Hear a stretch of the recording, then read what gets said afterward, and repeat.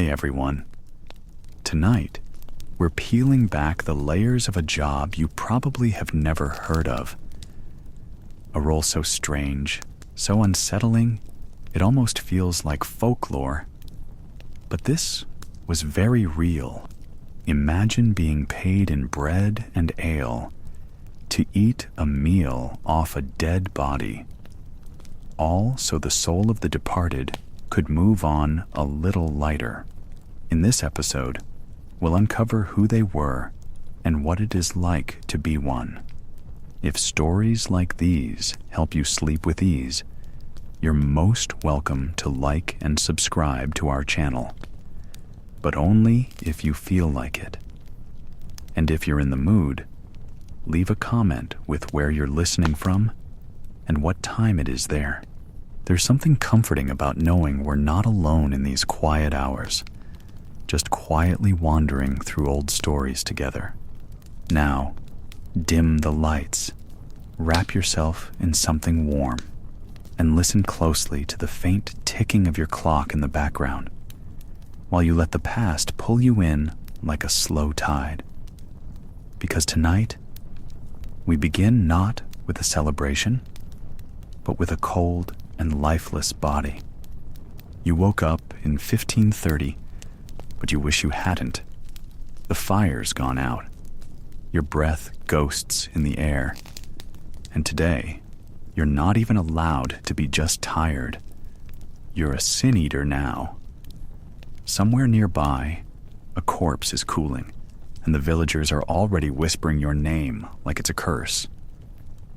You'll be summoned soon, handed a piece of bread placed on the chest of the dead, soaked in symbolic sin. Their shame, their secrets, their unfinished confessions, all sliding down your throat like a punishment. You, not the priest, are where the rot goes. The soul is clean, because now you are not. You've officially become the final resting place for someone else's filth. You didn't ask for this. No one ever does, except maybe Richard Munslow, the last recorded sin eater. Strange fellow, really. Born in 1833 in the quiet village of Rattling Hope, he had money, land, a decent reputation. He wasn't starving. He wasn't desperate. And yet, in a time when sin-eating was nearly extinct, Richard brought it back. Not for coins, not for bread, at least not the kind that feeds the body. People say he did it out of kindness. Others whisper that he believed, truly believed, that sins could stick and someone had to take them. But if you know grief, and Richard knew grief well, then maybe you know why he really did it. He buried 4 of his children, 3 in 1 week. That sort of pain hollowed him out, left him with more sorrow than a man can carry. So he carried others. He took on what the priests wouldn't touch, maybe to give his own loss some weight, some purpose. But this job, unlike Richard, it chose you, the way rats choose a warm cellar. Maybe you looked too hungry, too lonely. Maybe you had that twitch in your eye that makes people think, yes, this one. Let him eat sin. Here's your welcome package. A wooden bowl, a slice of yesterday's bread, and the smell of death in your nose forever. There's no ceremony, no training, no pension, just the quiet understanding that when someone dies foul, you show up, chew solemnly, and walk away more cursed than before. Let's set the scene. You wake up on a mattress that's basically wet hay and old sins. Your roof leaks. Your feet are blue with cold. You cough black in the mornings. And no one cares. You don't even own a candle. When the wind blows, it steals your heat and your last shred of comfort.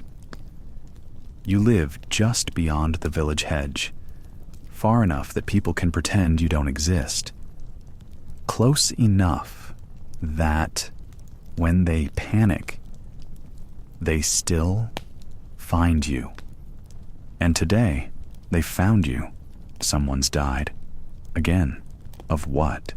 Plague or grief, or maybe something biblical like goat vengeance. Doesn't matter. They're dead and unconfessed, which means their soul is stuck in the back alley between heaven and hell. And guess who's been volunteered to eat the mess? You. So you trudge through mud that swallows your ankles and snow that bites through bone.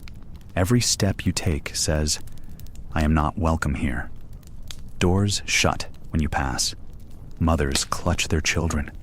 Even the priest avoids your eyes. And that man talks to corpses for a living. The house where the body lies is dim and heavy. Inside, grief clings to the walls like mildew. The air smells like burnt onions, wet wool, and regret. The dead man is laid out on a wooden table, hands folded like he had time to get polite before stiffening. His family stands nearby, staring at the floor. No one offers you a seat. Atop the corpse's chest is your meal, bread, sometimes beer. If they're generous, cheese. If they're really generous, unspoiled cheese. It's been sitting on this man's cooling flesh for a while now. You tell yourself, that's just condensation. You tell yourself a lot of things these days. You kneel. You lift the bread. You take a bite. The room is dead silent. Everyone watches. No one breathes. Each chew is an act of spiritual plumbing. The sin is supposed to rise, lust, theft, blasphemy, and enter you, like smoke into a chimney, or sewage into a pipe that screams when it clogs. No prayers, no Latin, just chewing. By the time you finish, you've become a walking landfill of human filth. His sins now sit in your belly, next to the sins of the last dozen corpses. There's no ritual for what happens next. You wipe your mouth, stand, and leave. They don't thank you. They don't meet your eyes. You are not a man to them. You are a necessary horror. Outside, it's still cold, still wet. The wind cuts through your threadbare cloak like a judgment. You're not going home. You're going back to your shack to lie awake and feel the sins settling in your gut like stones. You'll feel them in your dreams. Or worse, you won't sleep at all. People say eating sin is noble, that you carry the weight so others don't have to, that you're a kind of dark priest saving souls in silence. You'd laugh, but your teeth are too rotten and... Anyway, laughter feels wrong now. It doesn't sit right with all the guilt fermenting inside you. You're not holy. You're not clean. You're not even safe. You're a vessel, cracked, forgotten, and brimming with decay. The only reason you haven't been burned at the stake is because your job is terrifying enough to keep you alive. Barely. You are a sin eater. Yet, you're still hungry. Before you were kneeling beside stiffened corpses, chewing day-old bread like it was a sacrament, someone had to invent this nightmare. Welcome to the borderlands. Not the pretty kind with maps and custom stations. The other kind. The ones where mist crawls low to the ground and names get swallowed by the hills. We're talking the jagged seam between rural Wales and Western England, where every third village is half a rumour, and the other half is livestock. It's always raining. Always. If it isn't raining, it's just waiting to rain. The skies hang low and gray like they've given up on ever seeing the sun again. This is a land where the wind speaks in half-forgotten dialects, and every rock has a name you're not supposed to say aloud after dark. And this is where sin-eating began. Of course it did. Out here, people didn't have bishops or scrolls or helpful Latin chants. They had sheep, ghosts, and bone-deep fear. Death wasn't rare. It was a member of the community. It came for children in the night and old men in the field, and it always knocked twice. Once for the body, once for the soul. The church was a day's walk, maybe two. And when Granny died with secrets clutched in her cold hands, you didn't have time to wait for some city priest in shiny boots. Her soul was stuck, caught halfway to heaven, pacing in the bramble, muttering the name of the man she pushed down the well. So what did the villagers do? They called in someone worse than death. They called a sin-eater. You wouldn't find his name in the parish record. He wasn't buried in the churchyard. He lived in a shack on the hill that everyone pointed at, but no one dared visit. He wore a coat made of mended rags, and his breath always smelled like yesterday's ale and the weight of unspoken things. They summoned him with coin and fear. He arrived silent, sat by the body, ate, drank, absorbed, and left. It was done, or so they hoped, because in these border villages, superstition wasn't decoration, it was survival. People believed sin had weight, actual spiritual mass, not just metaphorical shame, but the kind of thing that dragged a soul down like wet wool. A man could die from it. A town could rot under it. The cows would go dry. The fields wouldn't sprout. Your firstborn might be born without eyes. No one was taking chances. So they passed the sin like a hot coal, dropped it into the gut of a man who had nothing left to burn. That's you now, by the way, just in case you forgot. In the borderlands, people spoke of sin like it was a fog, clinging, creeping, contagious. A single act could taint an entire household. You lied. The hens stopped laying. You stole? The milk curdled in the pail. You fornicated? God help you. The well would whisper your lover's name at night, and your mother-in-law would definitely die. So they turned to ritual. Not the fancy kind with bells and robes. No, these were cobbled together ceremonies, part pagan, part desperate. They laid food on the corpse's chest to catch the rising sins. They hung iron over the door to keep the soul from wandering back in. They painted crude sigils on the lintel in lamb's blood and whispered charms in a dialect so old even the trees seemed to lean in and listen. The borderlands didn't just birth sin-eating. They fed it, grew it, like mold in damp stone. Whispers from these villages crept outward. Rumors of a man who could take your damnation and carry it like a sack of coal across his shoulders. You didn't ask how he survived. You didn't ask what he did with the sin after. You just prayed he never looked you in the eye. Because the thing no one says out loud, not in the village, not even the priest after 3 drinks, is that sin doesn't just go away. It doesn't dissolve in the stomach acid of a desperate man. It settles, it soaks, it warps, and over time, it speaks. In the borderlands, they say the first sin-eater went mad, started talking to animals, dug holes in the graveyard and filled them with bread, said he could taste which sins were worst: lust, bitter, greed, metallic, murder, like old pennies and wet ash. Eventually, they stopped calling him, built a new church, pretended they'd never believed in such a thing. But the whispers, they never stopped. And now you're part of them. Welcome to the legacy. You're not the first sin-eater. You won't be the last. But with every soul you swallow, the borderlands get a little closer.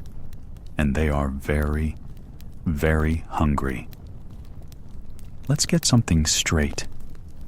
Nobody wants a sin eater, not even the people paying him, especially not the church. You see, while you're out there crouched in a muddy cottage beside a dead uncle who smelled bad before he died, tearing into a hunk of barley loaf like it's divine cuisine, the men in long robes and tall hats are pacing around their stone chancels and muttering Latin at each other, horrified you even exist. According to them, what you're doing isn't sacred. It's blasphemy in a burlap hood. It's pagan residue from a time when people thought thunder was God slamming his fist on the sky because someone sneezed during a blood moon. But here's the thing. The priests weren't there when Agnes's baby died in its sleep. They didn't walk 6 miles in the freezing dark to say a prayer over Gareth the blacksmith who keeled over mid-hammer swing. They didn't risk pneumonia trudging through the marsh to lay hands on a man whose guts had already liquefied from the plague. You did, because someone had to. And while the priests were locking the church doors to cleanse the sanctuary, you were kneeling on the dirt floor of a grieving mother's hut, your knees wet with melted snow and something unmentionable from the family pig, whispering words you weren't sure you believed. Eating sins you definitely didn't commit. Because that's what sin eaters do. You do what the priests won't. They talk about sin like it's a paperwork issue. Stamp here, confess there, see you next Sunday. They've got gold crosses, incense, trained choirs, and an entire theology degree in explaining why you should be very afraid, but not enough robes in the cathedral to get them within 5 feet of a decomposing villager with secrets to unload. But out in the villages, where the wind wails like it's telling secrets, and the church is 2 valleys away and permanently under repair, people don't care about doctrine. They care about relief. They care about whether their mother's soul gets stuck howling in the trees because she died unshriven. They care about whether old John, who drank himself to death and cursed the priest on the way out, might still sneak into their dreams if no one eats what he left behind. So they find you. You, the walking garbage pit of the soul, the spiritual latrine. You're not holy, you're not clean, you're not even invited to most weddings. But you show up, and when you show up, something happens. Not a miracle. Not exactly. More like a pause. A hush, a moment when the air feels different, because deep down, way down, beneath the layers of ritual and rot, people believe in what you do. They believe that sin is sticky, that it clings to bodies, to walls, to whole houses, that if it's not consumed, it spreads, like mildew in the soul. They believe the church means well, but lives too far away. And they believe, almost shamefully, that when you eat, something lifts. Not for you, for them. And that's the unholy bargain. You eat the rot so the village can sleep. You carry the weight so their children aren't born crooked. You gag down guilt so the cows keep giving milk. And for this, you are paid. Poorly. Maybe a crust of bread, maybe a single coin that's been rubbed smooth by 7 generations of regret, maybe a muttered thank you that no one repeats too loudly, lest the priest hears and gets huffy in his velvet stole. Because make no mistake, the church hates you. You're a theological loophole they never approved. You're unofficial, unwashed, unvetted. A walking contradiction to everything they preach about absolution, coming only through confession and sanctioned rites. You're a peasant with dirty hands trespassing in sacred territory, a spiritual bootlegger, They've written sermons about you, condemned you from pulpits, declared your trade heretical, diabolical, borderline demonic. And still, the villagers keep calling. Because when death comes knocking, they don't send for doctrine. They send for dinner. And you always answer. So maybe you're not a priest. Maybe you don't wear white or swing incense or quote scripture in 3 languages, but you kneel, you eat, you carry. And no matter how much the church disapproves, the village knows this. When it comes to sin, real, ugly, suffocating sin, somebody's got to eat it. And that somebody is you. Now, you'd think sin would taste like fire, like brimstone, sulfur, something hot and sharp and dangerous. But no, it tastes like bread, always bread. Sometimes oat cakes, if the family's fancy, barley loaves if they're not, or whatever hard, cold thing could be baked with tears and dust and left on a plate beside the cooling corpse. But it's always bread, because that's what sin is made of now. Crust and crumb, baked regret. And when you eat it, you feel everything. Not immediately. The first bite is just dry, slightly sour. Maybe a hint of mold if the baker was too grief-stricken to notice, which they usually are. But halfway through your chewing, something shifts. It settles in your stomach like wet wool. It wraps itself around your rib cage like a confession you didn't want to hear. Your throat tightens. Your eyes water, but not from taste, not from flavor, from weight. Dot. Because this is not normal food. This is not for nourishment. This is consumption as a spiritual landfill. You're not just biting into carbs. You're biting into what Henry never confessed. The lies he told, the oath he broke, that incident with the neighbor's daughter no one talks about, but everyone knows. Each chew is a memory. You didn't live, but now can't forget. You eat his guilt. You drink his dread. And when it's over, you sit back against the wall, full in the way no human should be. Spiritually bloated. Not full like a feast. Full like a room that's out of air. Full like a dam about to split. Because sin, when eaten, does not digest. It festers. There's no priest coming to absolve you. There's no prayer to spit it out. No holy water to rinse the aftertaste of someone else's infidelity. You just keep it, like a secret pressed into the folds of your stomach lining, like mildew in your lungs. Some sin eaters say they can taste it for days, that it changes their sweat, that it changes their dreams. Because sin doesn't just rest heavy on the soul, it leaks. It seeps into your joints. Your bones start to feel older than they should. You forget things, or remember things that never happened to you. You start waking up with a widow's grief or a murderer's twitch. And no one wants to ask you why. Because they know. They know what you're carrying. And that's the worst part. No one looks you in the eye anymore. Not really. You've eaten too many things they buried. You've swallowed the stories that would tear the village apart if ever spoken aloud. And now those stories live in you. So people stop inviting you in. They leave the bread on a plate, mutter thanks into their sleeves, and hope you leave before the other children wake up. The older ones already know what you are. They look at you like a walking grave, a mobile purgatory. You can't blame them.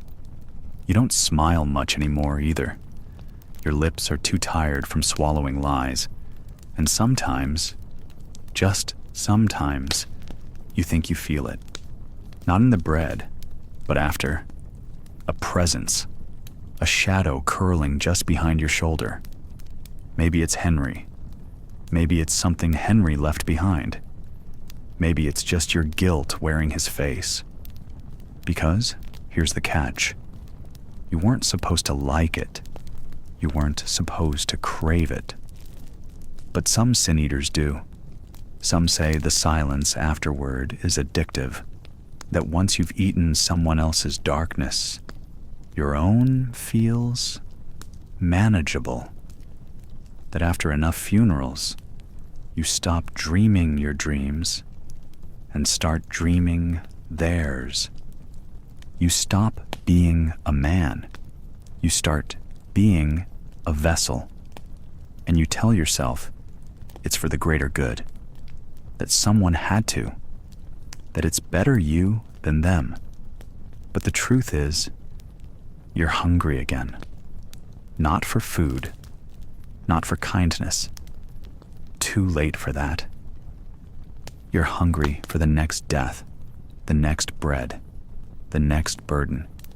Because somewhere along the way, eating sin became the only thing that reminds you you're still here. And that's the taste of guilt. Dry, cold, sour, and strangely, familiar. You don't get thanked for eating sin. Not really. You get glances, half nods, a muttered prayer after you've gone. Gratitude, if it exists, is a quiet thing, a fearful thing. Because no matter how desperate they were to see you come, they're even more desperate to see you leave. That's the paradox. You were the village's shame and its salvation, a necessary obscenity, a human loophole. They wouldn't touch a corpse after death, afraid of bad spirits, the evil eye, the lingering filth of sin. But they had no issue watching you kneel beside it. You were hired to do what no priest would dare, to sponge a soul clean by swallowing its filth. And they believed it worked. Not because the church said it did, God no, but because something deep, primitive, older than doctrine, told them it had to. They paid you in bread, beer, sometimes a few coins if they had any. They offered you the leftover seat by the fire, the crust of meat, the dregs of ale, and then pretended your presence wasn't curdling the air. Your name was rarely used aloud. You were him or her, or the one that comes when the bell tolls. Children were warned not to stare. Dogs barked at you like they could smell death curling off your skin. But you kept coming. Every border village had one eventually. Sometimes two. Not because the job was lucrative. God, no. You were still poor, still ragged, still sleeping on straw. But because sin didn't stop. Death didn't pause.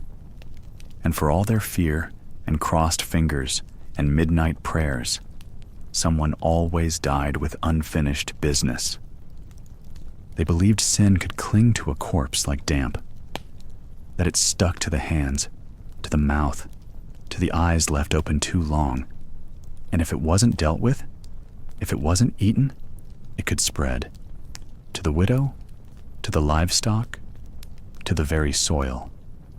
No priest would come out that far, and even if one did, the church scoffed at the ritual, called it heresy, called you a devil in rags.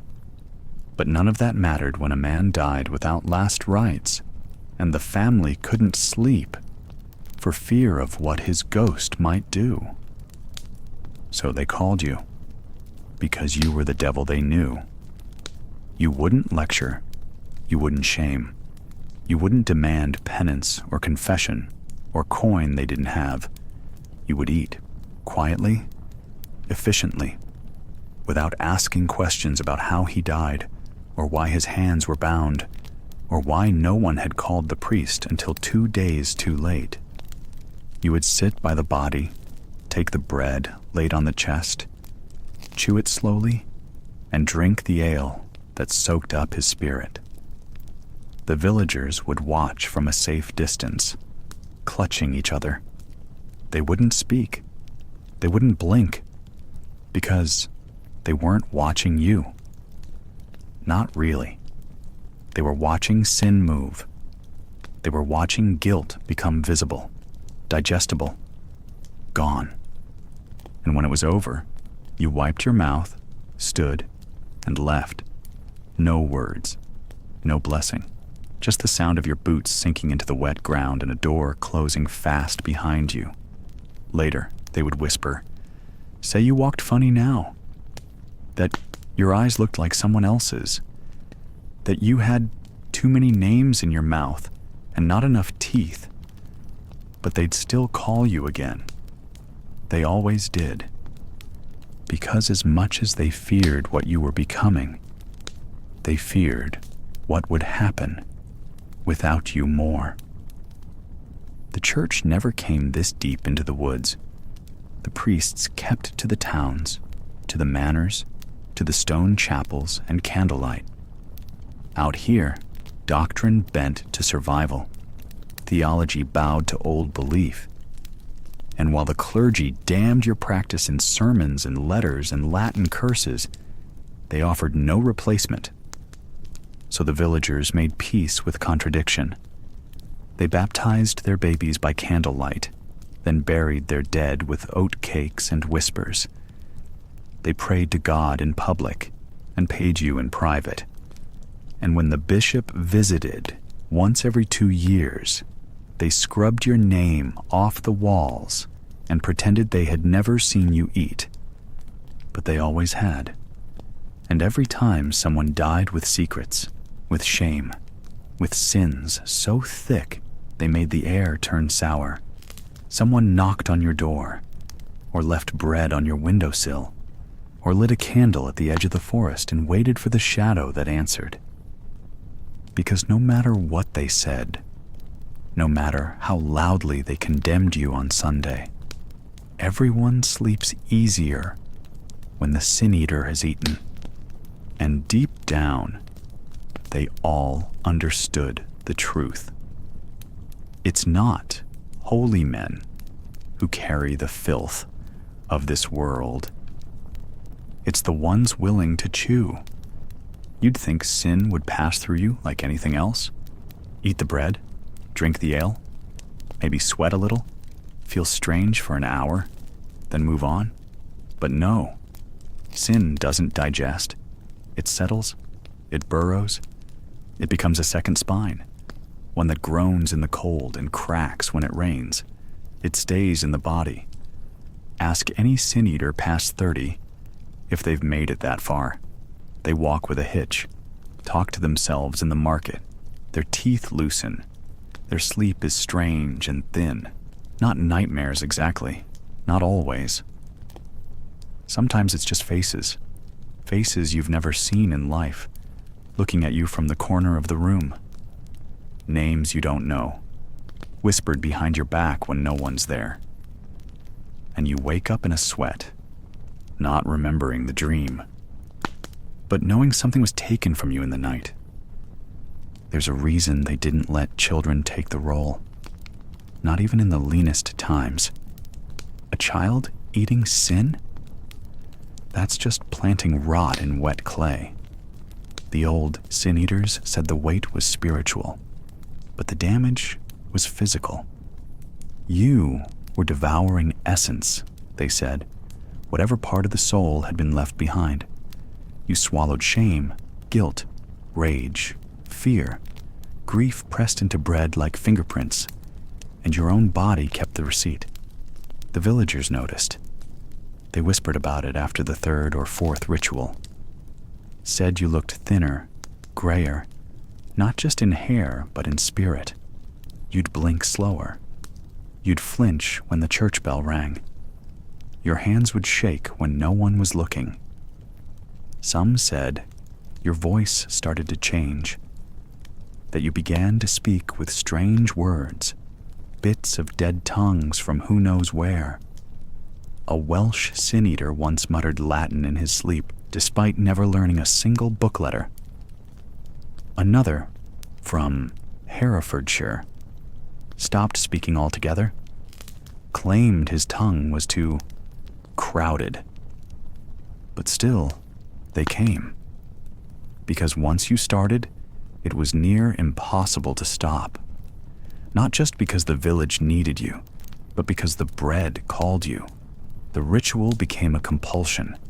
You'd see a body and feel the ache in your gut, like hunger, but hollow. Worse, you'd feel off balance if too many weeks passed between rituals.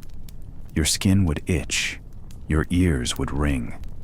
You'd walk the edge of the graveyard like something was unfinished.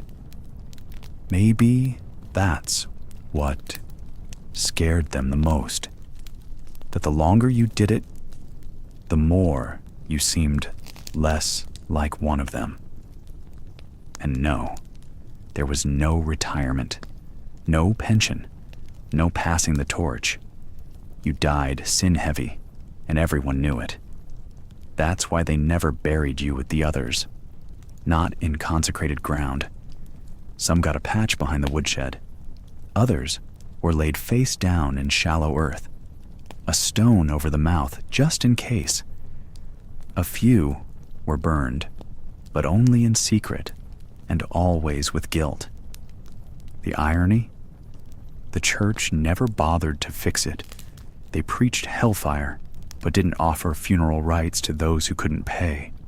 So sin-eaters kept the door open between the worlds, paid in crusts and fear, cursed in both directions. Heaven wouldn't have you. Hell might not want you. And purgatory? Well, perhaps that's what life became after enough rituals. A living limbo, carrying the weight no one else would touch. Some sin-eaters claimed they could feel which sins they'd taken. Not like a memory, but like residue. One said lust burned hot in the gut for days. Another claimed greed made his joints ache. The worst was always violence. Murder, especially. That one clung to the throat, made you choke at night, gave your breath the smell of iron. But they ate it anyway. Because once you've eaten one sin, the rest come easier. Or harder. Or stranger. But they come. You started to see patterns in the dying. Not everyone's sins were equal. Some bodies felt hollow, like they'd already unburdened themselves before death.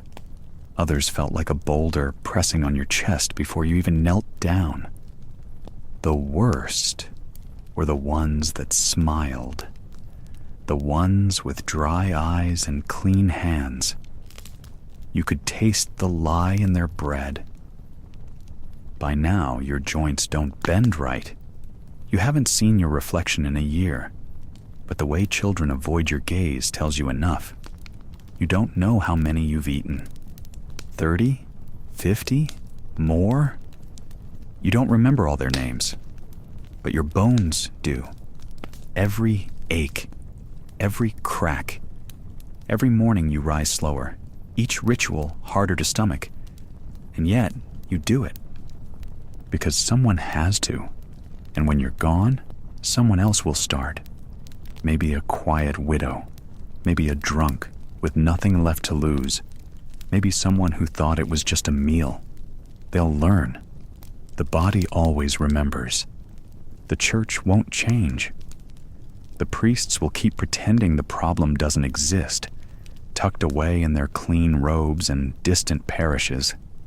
The villagers will keep whispering about you, like you're both a cure and a curse. And the dead will keep dying with too much weight in their chests. But you'll still eat. Because you always have. The very idea of taking on someone else's sins wasn't just about a simple exchange. It was about transformation. A sin-eater didn't just carry the burden of someone else's moral failings. They became the very vessel of those failings. It was a kind of spiritual contamination that stuck with them. And it wasn't just in the stories.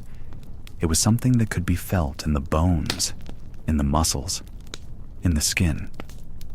It became part of the sin eater's body, as if their physical form could somehow encode this ancient weight. The sin eaters, the ones who were willing to step into the role of spiritual absorbents, quickly learned that the body wasn't meant to carry this kind of load indefinitely. The practice was an ancient one, but it was also a brutal one. The weight didn't stay in the bread or the ale. It clung to the soul, and over time, it wore away the flesh. There are records of sin-eaters dying young, often disfigured or ravaged by ailments that no one could quite explain. Was it the physical exhaustion of the ritual, or the unseen burden they bore from absorbing sins not their own? It was as if the world refused to allow anyone to be an empty vessel, even for a moment. It didn't help that the people of these borderlands were suspicious of outsiders, and sin-eaters were no exception. The ritual wasn't just an acceptance of an offering. It was an act of deep trust. The sin-eater became a mirror for the villagers' sins, reflecting their inner darkness back into the world in a form that could be seen, touched, and, if the ritual worked, destroyed. In a way, sin-eating was not just about removing guilt, but about confronting it face to face. And once it had been confronted, it could never be entirely erased from the world. It could only be transferred, absorbed, and for a time, contained. But this brings us to an unsettling truth. The sin-eater could never be cleansed in the same way as the person they helped. There was no absolution for the sin-eater, no church service, no prayer circle, no confession. The priest who would offer the body's sins to the sin-eater never dared partake in this grotesque task themselves. The sin-eater was a different breed, a hybrid figure who existed in the space between divine and mortal, between good and bad, never quite either. This made them incredibly isolated, often shunned not only by the clergy, but by the very people they had saved. They became a paradox, chosen and condemned, holy and cursed, the very embodiment of human contradiction. Perhaps the most haunting element of this practice was the emotional toll it took on the sin-eaters. While they might not have had the words to articulate it, their actions were steeped in an acute awareness of the complexities of morality. The church, after all, made no room for the idea that a person could be both cursed and blessed. The idea that one could carry the weight of another's moral failings and then go on with their lives without ever being freed of that burden was something that didn't fit neatly into the established order. So, the sin-eaters carried on in silence, their own stories fading into obscurity, their actions becoming little more than strange legends whispered in the corners of medieval life.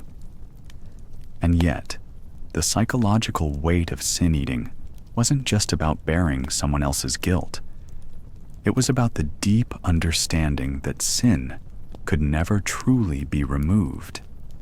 It always lingered, just below the surface, waiting to creep back into the world. Even if the act of sin-eating worked, even if it provided temporary relief, it was never enough to destroy the force of sin itself. Sin is not so easily vanquished. It leaves ripples in the world that continue long after the ritual is finished. And those ripples, like echoes, persist in the lives of the living. The sin-eater knew that better than anyone. They might have removed the sin from one person, but it was only a matter of time before someone else would come to them carrying their own burden. The cycle was unending, and yet there was no escape. The weight, the presence of sin could never be fully avoided. It was a constant in their lives, a truth they carried not just physically, but spiritually as well. It's no surprise then that as the centuries went on and sin-eating became increasingly rare, the very concept of sin itself began to evolve. The church started to focus more on personal redemption, on the individual's direct relationship with God, rather than relying on a ritual that could never be entirely purified. But the ancient idea of transferring sin, of carrying it for others, didn't vanish. It simply took on new forms, and in some ways, it's still with us today. Whether we're talking about guilt, shame, or even the silent burdens we carry for our families, friends, and loved ones, we still eat the sins of others, whether we recognize it or not. So, the sin-eater's fate was both a blessing and a curse. They absorbed the sins of others, but in doing so, they absorbed the consequences of human imperfection. The weight of the world was heavy, and they were the ones who had to bear it. They didn't always choose to be the ones to do so, but in the end, they were the ones who felt the most deeply the pain of human fallibility. The sin-eater's work, then, wasn't just an ancient practice. It was a reflection of something far more universal, our desire to rid ourselves of the darkness we see in the world, and the hope that somehow, someone can carry that darkness for us. In the end, though, no one is truly free from sin. It's always there, waiting. And sometimes, we all must carry the weight. The first time it happens, you're not sure you believe it. You watch the family cry, their hands grasping at the body, their eyes wide with grief, but their eyes also wide with relief. It's strange, isn't it? They're mourning the loss, yes, but there's something more. It's as if the weight of the world has been lifted from their shoulders. You hear the whispers in the room. The sin is gone. He can rest now. The burden's on someone else. And that's you. The someone else. You kneel down beside the corpse, the body already cold, its sin still fresh in the air, thick as fog. The bread sits before you, wheat and rye, hard-crusted and so thick with the weight of what it holds, you can feel it before you even touch it. And you know, somewhere deep inside, the guilt won't ever leave your hands. The moment your fingers press into the dough, you know this is no ordinary meal. This bread isn't for nourishment. It's a spiritual currency. And tonight, you're paying with your soul. You break the loaf, hearing the soft, hollow crack of dough, like it's mourning too, like it knows it's about to carry the dead. The dead man's family is still in the room. They're praying, their voices a murmur, their eyes bright with fear, hope, and a strange kind of peace. They don't speak of the murder. No one does. It's too vile, too ugly, too much a part of their family's past, now wrapped up in bread. You take your first bite, and the taste is wrong. It doesn't taste like food at all. It tastes like desperation, like pain that's been buried for too long, pressed down so far that even the earth can't remember it. The bread is a memory. The bread is a body. It's not bread anymore. It's a soul in disguise, one that's been kept too long in the dark, and now, finally, it sees the light. And it's hungry. So are you. You chew, and as you do, something stirs in your chest. You don't know what it is at first. It's a tightness, like someone's holding their breath inside of you. But it's not your breath, it's his. You can feel the murderer's secret, its sharp edges, its jagged bits scraping at your insides. You feel the trembling hands of the man who killed, the fear he never let anyone see, the guilt that consumed him every waking hour. You feel the last moments before death, the hesitation, the coldness, the finality. And then it's gone. But it's not. You swallow, and the body is gone. But the secret stays. It burrows into your gut. It coils in your mind like a snake, hissing softly. You're not sure you can ever be rid of it. You sit back, the family still watching you. They're silent now, waiting, hoping. You don't know if they understand what you've done, but you feel the weight of it in their eyes. You've consumed the sin. You've taken the guilt. You've eaten the bread. And now the past is between you and the earth.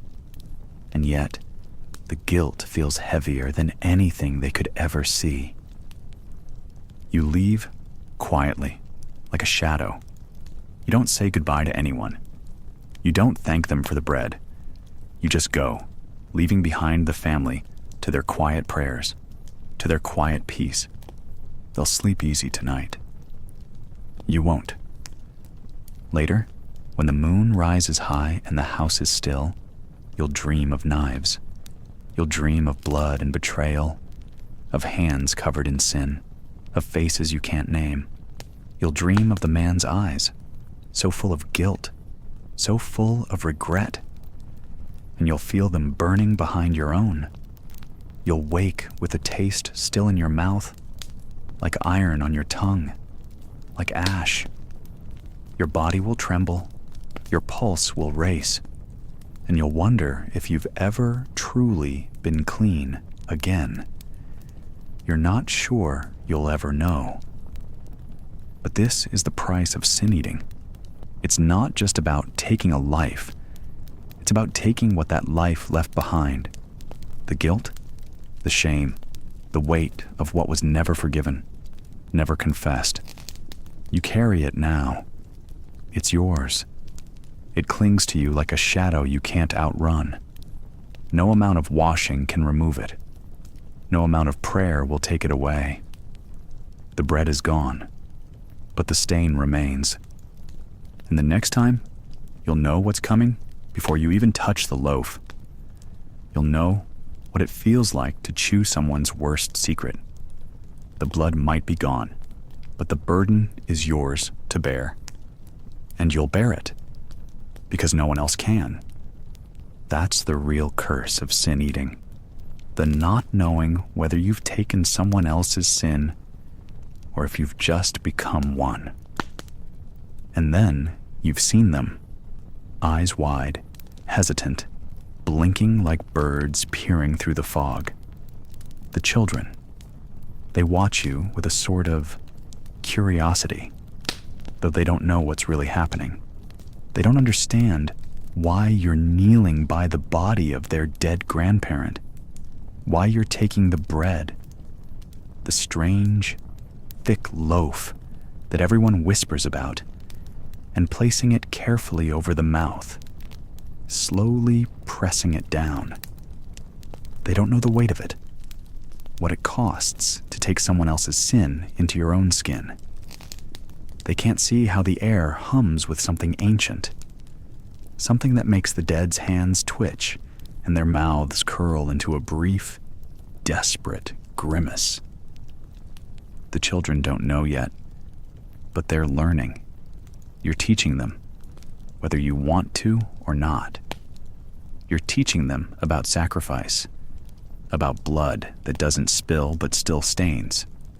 You're teaching them the quiet violence of spiritual exchange, where the body can be so much more than just flesh, where sins can be carried, transferred, eaten. All they know now is that you are different, that you are kneeling in front of the body, your hands pressed to the skin, the bread soaking up what can't be seen, but can be felt. And that's enough to make them nervous. One of them might ask why you're doing it. Maybe they won't. It doesn't matter. You've seen it all before. At first, they'll whisper, and you'll hear them from the corner of your eye, talking to each other in that strange language children speak when they think they're hidden. You'll hear them ask their mother why you're the one who eats for the dead. Why you and not the priest? Why does everyone go quiet when you step into a room? And then the answers will come. Their mother will speak in hushed tones, as if the very air will betray her if she's too loud. The sin eater is what keeps us safe, she might say, or something like it.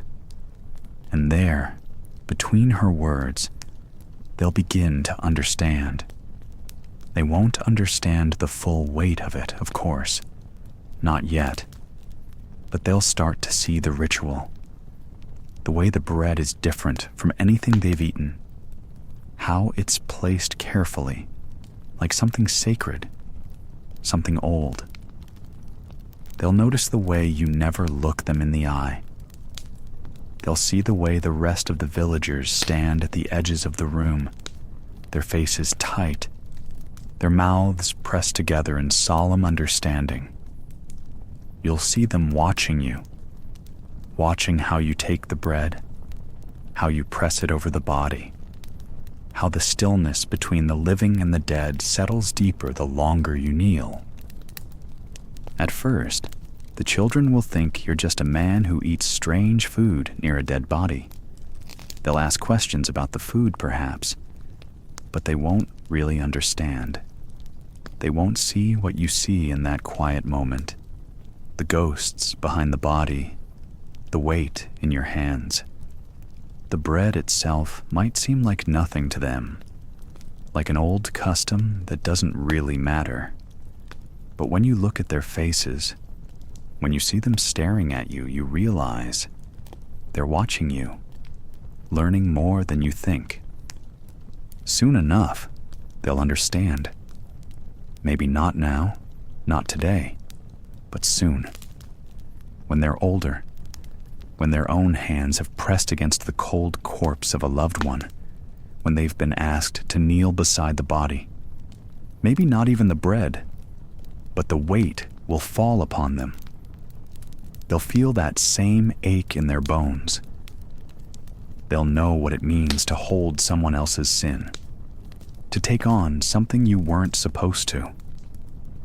And it will be their turn to step into your shoes, their turn to look at the children who stand across the room, watching them in turn. But until then, they only watch, wide-eyed and silent. They don't see the way your body shudders when you finish the ritual.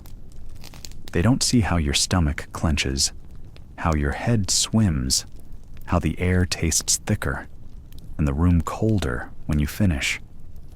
They don't know what it feels like to carry that weight, to hold a soul in the hollow of your chest, to eat something you were never meant to taste the bitterness of an entire life lived in mistakes.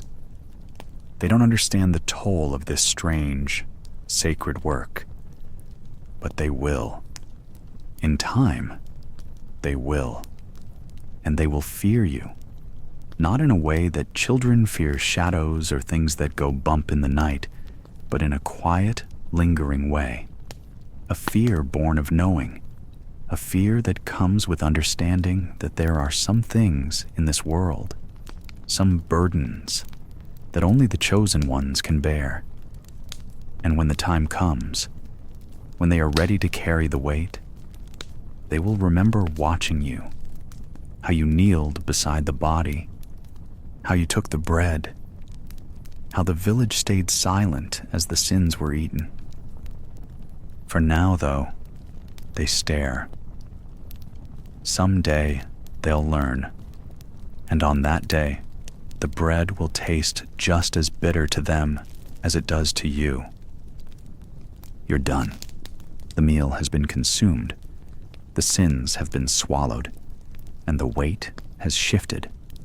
The air feels different now, lighter, as if a great cloud has passed, though no one speaks of it directly. It doesn't matter if you're tired or hungry. You've fulfilled your purpose, and that's all that matters. The villagers, standing in the shadows of the room, still look at you with a mix of gratitude and disgust. Their eyes flicker between your face and the chair you sat in, the one that bore the weight of your dark task. You leave as quietly as you entered, feeling their eyes on your back. They won't speak of the ritual again, not in front of you. They won't mention the subtle shudder that runs through the room after you leave. It's a secret transaction, a shared understanding. You took their burden for them, but in doing so, you also marked their home with a stain they can never wash away. The sin you consumed leaves a trace in their space, an invisible residue, a reminder that they let you enter their lives, into their homes, into their very souls. Once you cross the threshold, the door is immediately shut behind you. It's not meant to be a gesture of closure for you. It's for them. They leave the door open for you to leave, only to seal it tight once the weight of your presence is gone.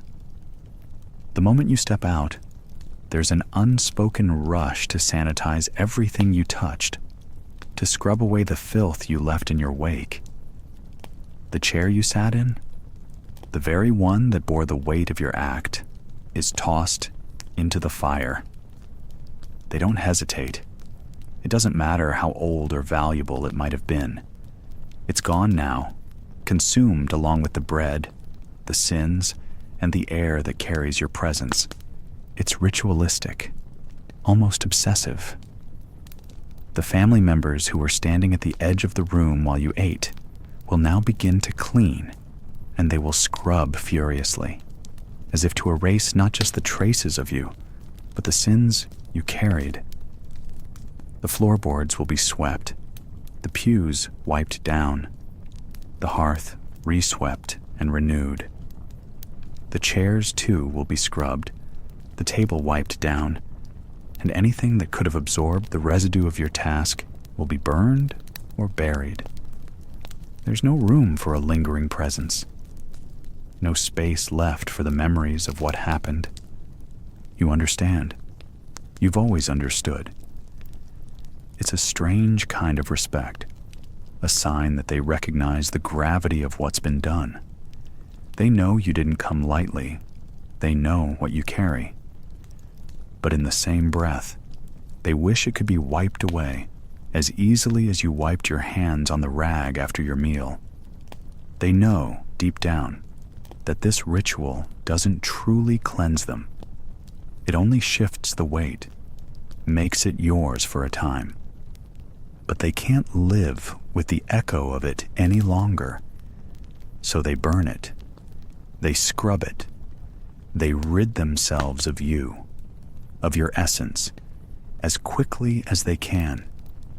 In a way, they need the closure, the end of the transaction, the dismissal of the evil you brought with you, even though it's already been consumed, even though it's gone. But in truth, it's never fully gone. They know this. It lingers in the space, the walls, the very air, even though they can't see it. The fear, the guilt, the unspeakable weight of the thing you just ate, that part will always be there. It will haunt them in the corners of their minds, long after they've burned your chair and wiped down the table. And so, they do what they can to forget. They burn the remnants of your presence, but they can never burn the memory, the superstition, the reality of what they just did. For as much as they'd like to erase it all, they can't. And you, your existence, your job, the very thing that keeps you tethered to their world, becomes more of a shadow than ever before. You're not part of them. You never were. You're sacred, yes, but you're also disgusting. The people will never admit it, but there's always a line you can't cross. You're the one who takes their sin, but they'll never let you be clean again. And that's the curse of being a sin eater. You are both the solution and the problem. You are the one who provides a service no one else will, but you are also the one they wish to never see again once your work is done. You leave them with the relief of knowing their sins have been taken away, but they'll never forget the price it took to get it. And once you're gone, they'll scrub the floors, burn the chair, and wash away every trace of your passing. The door will be sealed, but your mark will stay, hidden in their bones, carried in their memories, and quietly mourned behind closed doors. The weight of sin may pass, but the silence of its lingering presence will never truly leave. You joke. You have to. It's the only thing that keeps you from curling up into a tight ball of shame and fear. The village calls it humor. You call it survival.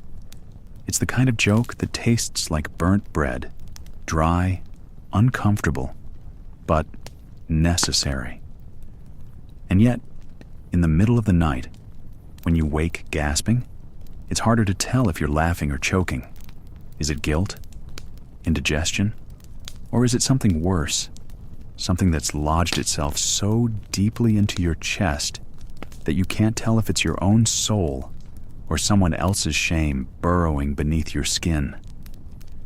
Sin eating might have started with the best of intentions, but somewhere along the way, it grew into something far more insidious. It became a cycle that never quite stopped. Every ritual, every mouthful added weight to your bones. Your ribs felt a little tighter. Your heart beat just a little slower. It was as if the very air around you thickened with the burden of the dead, those who had already crossed over, but left something behind.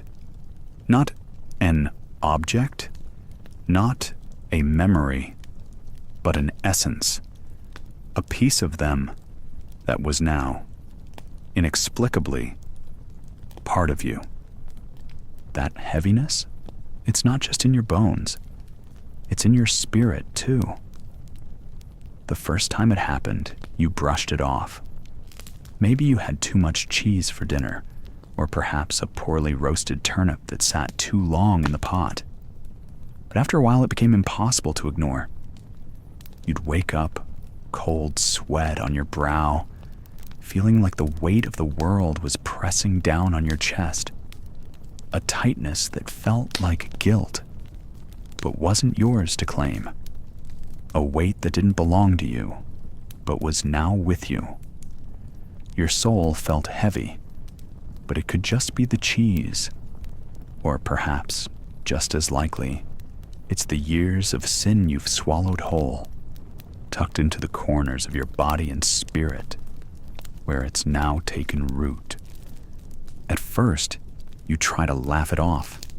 After all, it's just a joke, right? The villagers say it's normal.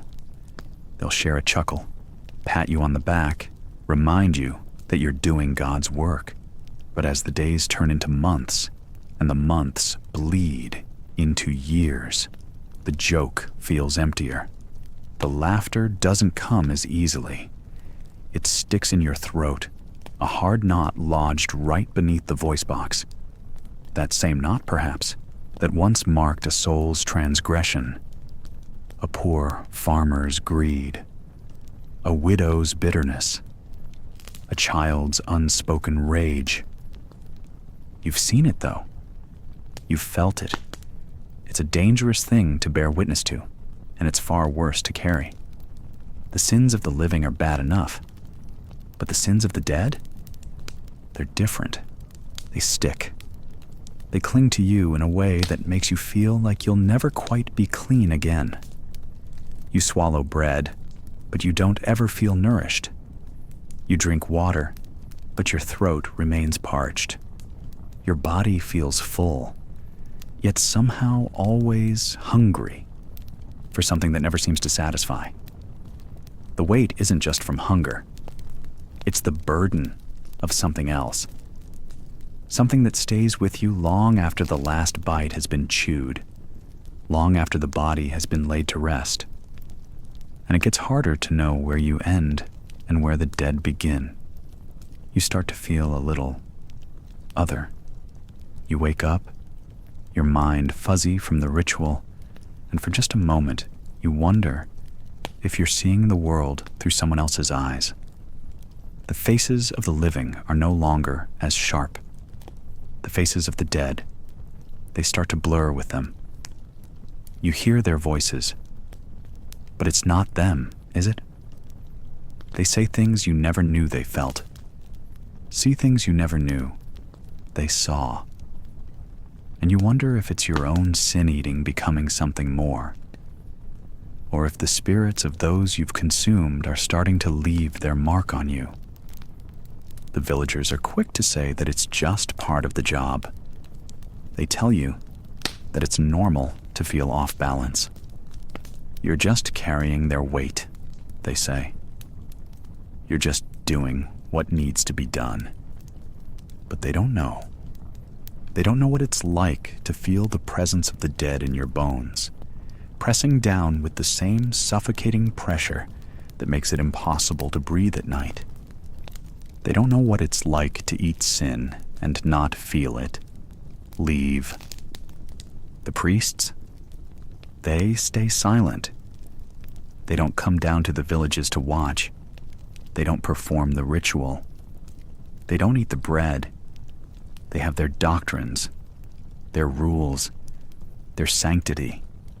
They can pray their prayers and chant their hymns, but they don't know what it's like to take sin inside yourself and feel it tear through you like fire in your gut. No, the church stays distant, preferring to bury the dirty work in the hands of someone else, someone lower. The weight stays with you, like a smothering blanket that you can't shake off, no matter how many times you try to laugh at the absurdity of it all. The villagers, they still pay you for it. Maybe they don't fully understand why they need you. Maybe they're afraid of what happens to them when they die, afraid of what the sin might do. Or maybe they just don't care. But either way, you do it. And you start to wonder if this is what you've become, if this weight, this heaviness will ever leave, or if, in some strange, twisted way, it's already too late. You start waking up gasping, not just because of the ritual, but because you can't escape it. The weight of the dead, the sins, the shame. It has become too much to carry, too much to swallow. You joke about it. You tell yourself it's just indigestion, just another bad meal, but deep down, you know it's something else. You know the weight will never leave, but you still eat. You still carry. Because that's what a sin-eater does. People mutter about scapegoats and wilderness spirits, pretending it's some distant memory, something unworthy of attention. They tell you about the ancient ways and think it's all metaphor, all far away in dusty scrolls. But you've read Leviticus. You know the job. You know the story of the goat. In Leviticus 16, they tell you how it worked. On the Day of Atonement, when sins were heavy on the people, 2 goats were brought before the high priest. One was slaughtered, a sacrifice for the sins of Israel. The other was chosen to bear those sins, to carry them away from the people, into the wilderness, far from the community. The first goat's blood cleansed the temple, but it was the second goat, the scapegoat, that carried the weight, the guilt, the sin. This goat was led into the desert, set free to wander, carrying the sins on its back, banished into the abyss. And just like that, sin was momentarily cleansed, carried away, thrown far from the tribe. The idea makes sense in a way. The wilderness, with all its dangers, with its disconnection from human society, was an ideal place for sin to fester and rot. To remove the stain, it had to be carried away, isolated. They didn't have sin eaters in biblical times, but they had their scapegoats, creatures burdened with the moral weight of a community. You couldn't just kill the sin. You had to exile it, render it useless, let it die in the wilderness where nothing would find it. The difference between a scapegoat and a sin eater? The goat doesn't get paid. But there's a deeper truth in this ancient ritual that you can't ignore. You, the sin eater, you're not just taking on someone's sin, you're stepping into the role of that scapegoat. And you know, in your bones, that it's not just an ancient concept. The weight feels real. You don't just ingest the sin in the bread. You feel it in your chest, in your breath, in your marrow. It presses on you, makes your body heavy. It travels with you day after day. It doesn't just leave. In this sense, you are a walking scapegoat. In the worst possible way. You're cast out, made to carry the burden of things you didn't commit. You've never been given a sacrifice to redeem you, no priest's prayer to cleanse the weight you bear. Instead, you're stuck in the wilderness, surrounded by faces of the dead, carrying their sins as if you were meant to do it, as though this was some part of a forgotten law of nature. You wander between two worlds, the living and the dead, both watching you, both expecting things from you. Like the scapegoat, you're never truly free. But the most unsettling thing is this: there's no real difference between the sin eater and the scapegoat. The sins don't stop with you. They don't go away. They transfer. They move, like a curse passed from one hand to another. The scapegoat's journey might end in the wilderness, where it dies alone. Your journey, however, never really ends.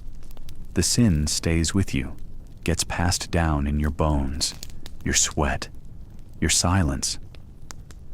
You may try to shake it, but it lingers, much like those who first cast stones at you, blaming you for something that was never yours to begin with. It's in the Bible, the weird parts, the forgotten rituals. You were never meant to be the one who carried these sins, yet here you are, and for some reason, you can't leave, you can't stop, and maybe, just maybe, you never will. A priest can absolve sin. You have to digest it, and no one hears your confession. You suspect, even God looks away sometimes. Sin eating isn't about redemption. It's not about forgiveness or purity. It's about the weight, the burden that the living cannot touch. The priest, draped in his robes of holiness, may whisper prayers and sprinkle water, but he can't eat sin. That's your job. Your stomach becomes the confessional, your gut the silent tomb where sins live on, with no priest to hear their confession. You carry their screams in your flesh, their guilt in your bones. The dead are absolved in your body, but you're never given the chance to be freed. And where is God in all this? It's hard to say. You've never been asked. You never could have asked, not in the usual ways, not with the faith that priests have when they lift their hands to heaven and speak in blessed words. The villagers think you've found a sort of grace. They call you holy even as they turn away when you pass. But there's no grace in eating sin. There's no light shining down. Only the slow, heavy pull of darkness. You've seen it in the eyes of the dead. That moment when their souls hang suspended, when they know they're about to be eaten, when they understand, at the very end, that what they've done will remain in their world, in their body, long after this narration. Yavarv, who they've crossed over. There's no simple confession here, no rite of absolution. It's not about release, it's about consuming what they leave behind, holding it in your throat like an anchor. You never tell anyone this. How could you? How could anyone understand that a mouthful of someone else's sin would make you feel the weight of their unspoken guilt? The dead can't talk. They can't confess what they've done, but they don't need to. You hear it all. In every shred of bread you swallow, you hear their story.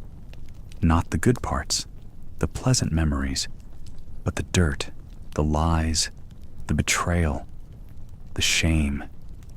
You feel it all in the pit of your stomach, heavy, grinding down like a stone you can't get rid of. And it lingers. It doesn't just vanish when the body's cold and the ritual is done. It stays with you. It follows you into the next meal, into the next day. You walk with it. You can't confess it because there's nothing left to say. You don't even know where it came from anymore. You've consumed it. And what's consumed can never be untasted. You think about the priests with their fine robes and their books of confession. They tell you to repent, to speak your sins, to lift your head and raise your voice before God. You've heard those words 1,000 times, but they've never meant the same thing to you. You know what it is to confess, to take someone else's burden, press it into your skin, and carry it until it wears you down. But the priest can stand in his sanctuary, behind his pulpit, and speak of absolution all he wants. You'll never hear those words for yourself. No one will lay hands on you. No one will listen to the weight you carry. There's no relief in a sin-eater's life. You take it all in, and there's nothing left to give back. There's something cruel in it, something you can't quite name. You've seen people run from their own sins, lock themselves away, or pour their grief into drink or prayer. But you don't have that luxury. There's no escaping it for you. You don't get to kneel at the altar. Don't get to press your forehead into the earth and ask for mercy. Instead, you take the bread, feel it stick to your teeth, and swallow what they've left behind. You can never erase the taste, but no one hears you confess it. No one knows the sins you've swallowed, the parts of them that have grown inside you. You don't talk about it. The villagers don't ask, because they don't want to know. They just want you to do your job, to swallow, to carry what they can't. Even the priests, cloistered in their sanctuaries, don't look at you with pity. They may cross themselves when they see you, but they don't understand.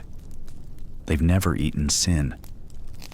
They don't know what it feels like to carry that weight in your chest, that stinging, gnawing knowledge that you are both cursed and savior in the same breath.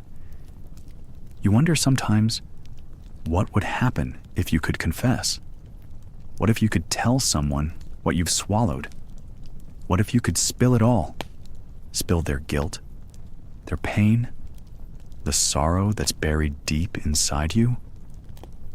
What if you could open your mouth and spill out the years of burden and never have to swallow again? But there's no confessional for you. No warm fire or candlelit space where someone could hear you and absolve you. The bread is your only solace, but it's a poor one. And the weight never lets go. So you keep going. Keep swallowing the sins of others. Keep walking with the knowledge that you will never be free of them. You will never confess, not in the way the priests do. You will never be forgiven, not by God or man. All you can do is carry the weight and hope that somewhere, someone sees what you've done and understands. But no one ever does. The crow's always there, perched on the same low branch, watching you with its beady eyes, like it's waiting for the right moment to speak, or maybe to peck your soul right out of you. It never talks, but it doesn't need to. It follows you through the fog, through the rain, across the fields where the dead lie, and the earth sighs with ancient regret. It hops along after you, that soft rattle of feathers and sharp claws, clicking against the damp ground. Some say it's a bad omen, others say it's a guide. But you're no fool. You know better than to think that crow is on your side. It's been with you too long to be a companion. It's your shadow, your witness, your eternal reminder that you're not quite alone, but also never truly connected. It follows you as you bend down to eat the bread, its dark wings spread wide in an uncanny imitation of your own stooped frame. You'll catch it staring at you from the edge of a grave, or from a crooked fence post by the woodshed. In the silence between your aching breaths, the only thing that breaks the quiet is the faint crack of its beak. Sometimes you think you hear it whisper, but it's just the wind, right? As much as you've grown used to the crow's presence, there's another companion that's even less merciful. A constant, gnawing companion that isn't perched, but lodged deep inside you. It's a molar, an unforgiving tooth that throbs with each swallow, each breath, each passing moment. The ache comes from nowhere, a sharp reminder that you've taken something unrepented, something too thick with shame to ever be washed away by a cup of ale or a drop of holy water. The toothache started as a mild annoyance, like a stone caught between your teeth. But it's become a living thing now. It's grown and expanded, a throb that sinks deeper into your jaw every time you eat from the bread of sin. And no, it's not just any bread. It's the bread that comes from a soul still covered in the sticky tar of remorse, the souls that never had the time to breathe freely before they left this world. When you eat the bread of those who never truly repented, those who died with regrets that could not be absolved, your body remembers. That tooth of yours remembers. It pulses with the weight of the unatoned, the unclean, the incomplete.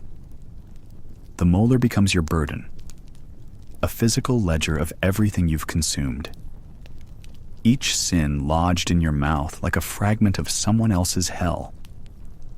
You've tried to ignore it. You've tried to chew with the other side of your mouth, but that only makes things worse. The tooth seems to have its own language, gnawing its way deeper into your skull like it wants to take root and stay. Sometimes, when you swallow, it feels like the entire mouthful of sin, the last unrepented confession, the stubborn rage of a murdered man, or the unspoken guilt of a mother who never loved her child, settles in your very marrow. And with it comes the toothache, pulsing and undying. The crow watches. The crow never sleeps. You wonder, sometimes, if it's waiting for you to collapse under the weight of both the sins you've eaten and the agony that lodges itself in your teeth. There's something to be said for the persistence of both the crow and the tooth, like they're there to make sure you never forget what you've done or what you'll continue to do. The villagers say the crow is a messenger. Some say it's the spirit of someone you've consumed, someone who can't rest, not quite ready to let go of the world. They say it watches over you, perhaps judging, perhaps waiting for your own reckoning. If that's true, it's certainly taking its time. Or maybe it's just amused by your suffering, perched in the branches and watching as you walk deeper into the woods of your own undoing. The molar, however, is less forgiving. The ache grows with each passing day, each ritual, each soul swallowed. You wonder if you stopped, if you left the path, if you left the dead where they lie, would the toothache stop? But you know better. Sin doesn't leave, not unless you pay. And even then, it doesn't always go. The pain isn't just physical. No, it's more than that. It's like your body is haunted. You feel it in your bones, the jagged pain of the molar, deep and unyielding, always aching and pressing, as if it were the vessel of every soul you've ever consumed. That crow, perched ever so close, almost seems to chuckle at the thought. It knows. You're a walking graveyard, and your insides are just as rotting as the bodies you consume. When you sleep, the tooth keeps you awake. When you walk, the crow follows. There's no escape from either of them. You'll take one more life, one more piece of bread, and you'll feel the pain grow sharper. You'll swallow it, and the crow will caw. The ache in your jaw will pound as if to remind you, you are what you eat. And perhaps, in a way, that's true. You are the sins you've swallowed.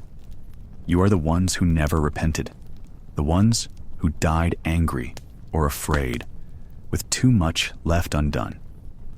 You are both the sinner and the one who ate the sin. And in the end, it might just be the crow that wins. But for now, you'll walk with the ache and the crow and the weight of it all. And tomorrow, when the day comes, you'll do it again. The day came when everything changed. The rituals that had once been sacred, quiet and personal, became something else, something hollow. The first time you saw the mass graves, you knew it was different. You weren't burying one person, one soul with a name. No, this time it was a field of bodies, a dark, terrible sea of corpses, piled with no respect, no recognition. They were stacked with a mercilessness that shook you to your core. It wasn't just the dead you felt for anymore. It was what they had left behind. The stories, the sins, the names that would never be spoken again. The plague didn't care who they were. The plague didn't care who you were. It didn't matter if you had committed the heaviest of sins or none at all. It didn't matter if you were a sin-eater or the most holy of villagers. The plague came for everyone. The blackened, oily skin, the cough that rattled the chest, the fever that burned you from the inside. It was the same for all. And in the chaos that followed, the rituals became nothing more than mechanical acts, hurried and desperate. You couldn't even eat the bread properly anymore. There was no time for a quiet moment of grace, no time for reflection. The bread was no longer a symbol of forgiveness, of connection, of understanding. It became an indistinguishable piece of sustenance thrown into the mass, and you ate it as if it had no weight, no meaning. You didn't even know why you ate it anymore, but you did, because the bodies kept piling up, and the prayers, the tears, they all mixed with the dirt. And still, the bread kept coming. The villagers whispered. Some said the bread had changed. Others said the sin-eaters had lost their touch. Maybe it was true, or maybe it was the grief of knowing that the end had arrived, that death wasn't personal anymore, just inevitable. The families no longer paid you, no longer whispered the names of their loved ones for you to carry. There were no names anymore, no faces. They all became part of something larger, something darker, something without mercy. Every night, the bodies piled up outside your door, the ones you didn't know, the ones you didn't want to know. They arrived in heaps, and you moved among them like a ghost. When the bell rang, you ate. When the bell rang, you prayed. But you never knew for who. You didn't know if the sin you were consuming was a weight, a relief, a curse, or just a body. It didn't matter anymore. You ate, you wept, and you kept going. The church, they kept their silence. There was no comfort from the priests, no acknowledgement of the growing despair in the villages. They were as distant as ever, content in their sanctuaries, away from the grim realities of what was happening outside. They had their candles, their robes, their prayers. They had their doctrines, their sermons. But you had nothing but the hunger, the weight of sins you never committed, and bodies that kept appearing like a relentless storm. Sometimes, in the quiet moments between rituals, you wondered if this was the final test, if the plague was a curse sent to weigh everyone down. Everyone, even you. And then, you'd hear the voices in your head again. Were they real? Were they the souls of those you'd eaten?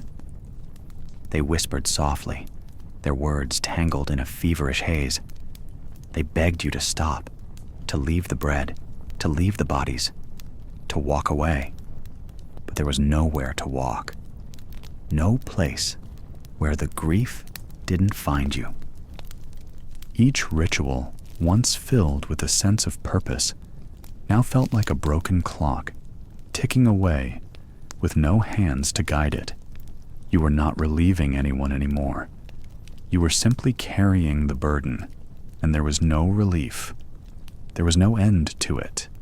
You ate and you wept, and the tears became a part of the same mix, blended with the grief of strangers, and you didn't even know who they were anymore. The sin-eater was no longer a vessel for grace. Now, you were just a mouth to consume the endless suffering of the world. But still, you kept eating, and still the bodies came. No names, no faces, no answers, just bodies, just the plague.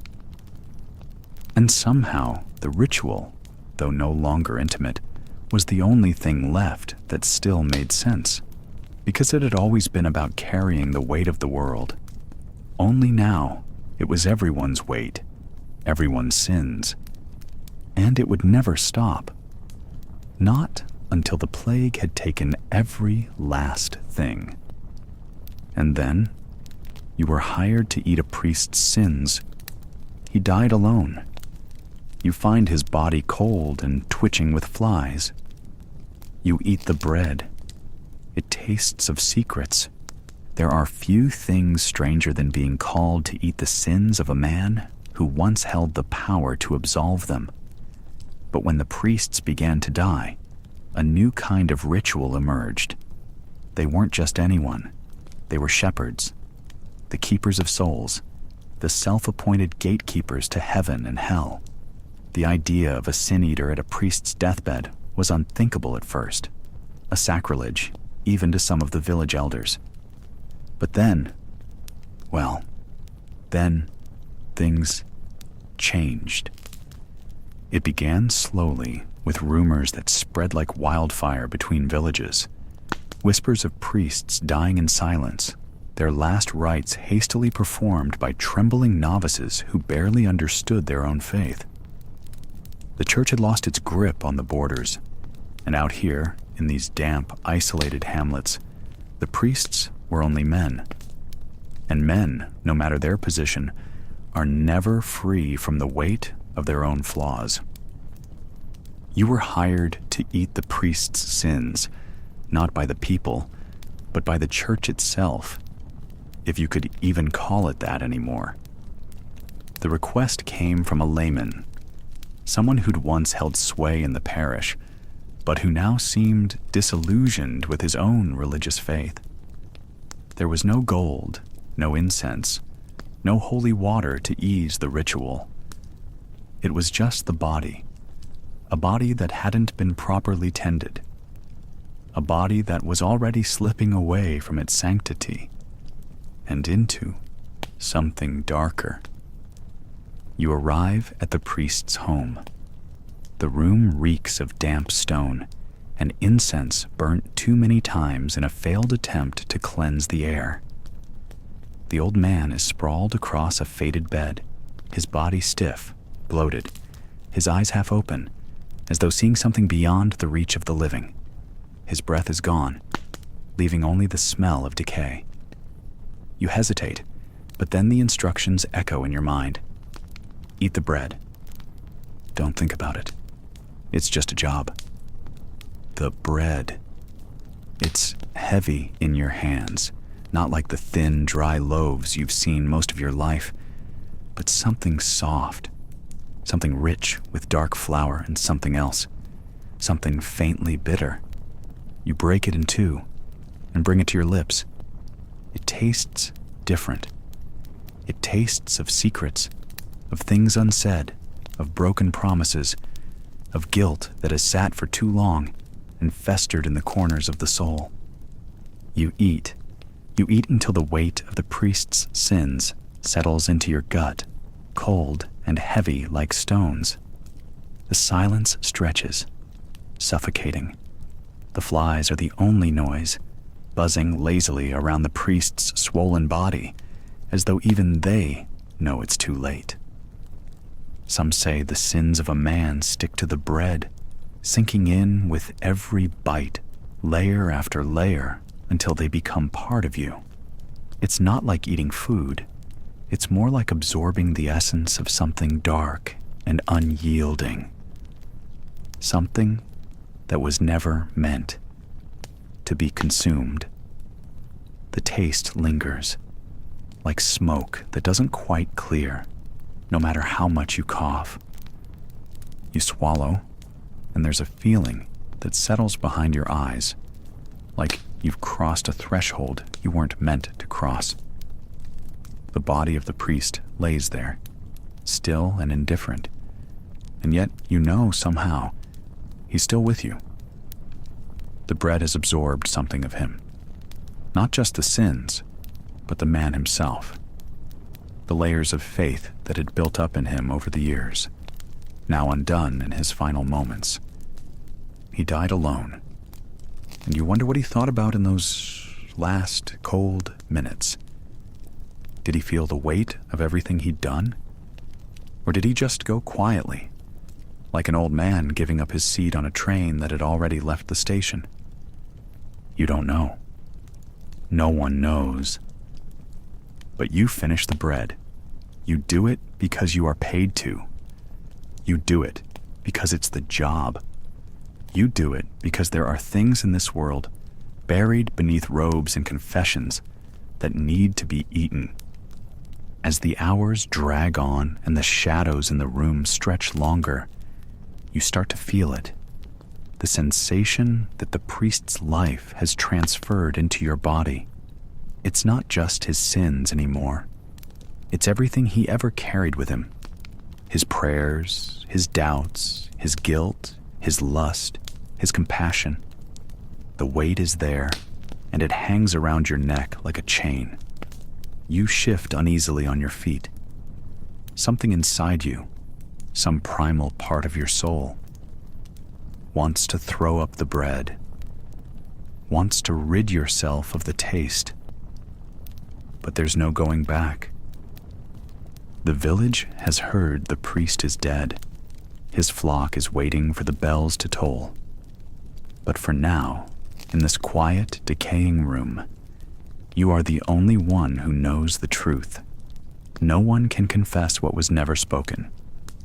No one can take the sins of the living without knowing exactly what they carry. There's a finality in this, the realization that the church, the great institution of cleansing, has its own dark side. It doesn't just absolve sin. Sometimes it hides it. Sometimes it lets the guilty die alone, with nothing but their secrets, and leaves it to someone like you to finish the work. There are no hymns sung for you, no prayers whispered over your head. You don't get to walk away with your soul unburdened, but neither does he. And so, as the priest's body stiffens further and the light from the window fades, you are left in the room with the lingering taste of bread, the weight of guilt in your stomach, and the knowledge that the cycle will continue. You have eaten what no one else could, and the weight of those sins will press upon you until the next body falls. Because in this world, there are always more sins to be eaten, and the bread will always taste of secrets. The first time you refuse, you don't even know it's coming. It's a quiet evening. You've just finished washing the mud off your boots, wiped your hands on a rag that's seen better days, when they come to find you. Word is, the village idiot, a simple man by the name of Gwillem, has passed on. It's nothing out of the ordinary. He's old, sickly, lived a life full of more hardships than anyone should endure. You've seen him stumble through the village for years, a constant shadow, muttering to himself, carrying the weight of no one knowing his true name. But this time, things feel different. You're sitting by the hearth when the call comes. The air has that peculiar stillness to it, the kind that hangs like fog. They're at the door, two of the elders, faces like stone, their eyes hollow from too many harvests and too many winters.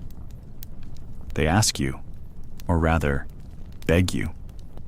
"It's Gwillem," they say, as if that's supposed to make everything clear. He never had much, never really hurt anyone, but it's the ritual. He's dead now, and his soul's all tangled up. We need you. Your throat tightens. The taste of sin, all those years of it, coats your tongue like ash. But this one feels different. You pause, long enough for the fire crackle to fill the silence between you. Gwillem was no sinner? Not in the ways the villagers saw it. He was an innocent in the truest sense, a man too far gone in his mind to have the capacity for guilt or shame, for malice or greed. And yet, they want you to eat his sins. You stare at the embers flickering, and for the first time in years, something stirs within you that isn't hunger. It's something like disgust. You've swallowed pride, anger, betrayal, the weight of lives lost, of people who never had a chance to atone. But Gwillem, you can't even fathom what his sins could possibly be. If anything, they must be as fragile and fleeting as the clouds on a spring morning.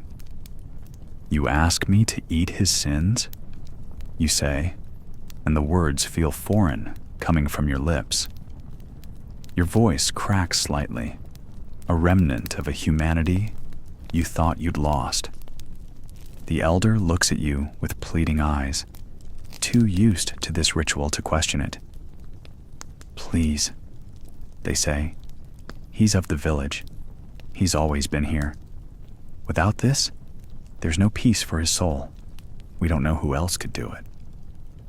Their words settle into you like an iron weight, but you're not moved. Not this time. You stand slowly, feeling the old cracks in your bones groan louder than before. But inside, there's something else. The echo of a refusal. "I won't do it," you say, the words as much of a surprise to you as to them. "He doesn't have sins to eat." For a moment, you see the confusion in their eyes. They've never had anyone say no before. No one else ever refused. Not once. They don't understand. Not the way you do. But you do. You know the weight of a life. The innocence of a man who didn't ask for his suffering, who didn't live to sin. You can't eat that. Not when there's nothing but a simple soul left behind. The elders leave, but not without their glances, filled with disbelief. You hear them murmuring to each other as they walk down the road, likely to find someone else who will perform the ritual. Someone who doesn't question it. Someone who'll say yes, just like they always do. You sit back down by the fire, the flame licking at the edge of the shadows, and for the first time, you realize something. It's not just the act of eating sin that has broken you. It's the belief that anyone at all, could hold the power to undo the consequences of a life. You don't have that power, no matter how much you've tried to carry it. The weight of the village's expectations, the relentless pull of tradition, it can't save anyone. Not really. And it's the first time in all your years of sin eating that you've truly understood something. Sometimes, the best thing you can do is to not take the sin, to let the dead rest, even when everyone else begs you to do what you know isn't right. But that doesn't make you safe. The elders will find someone else, someone who will walk the path you refused. They always do.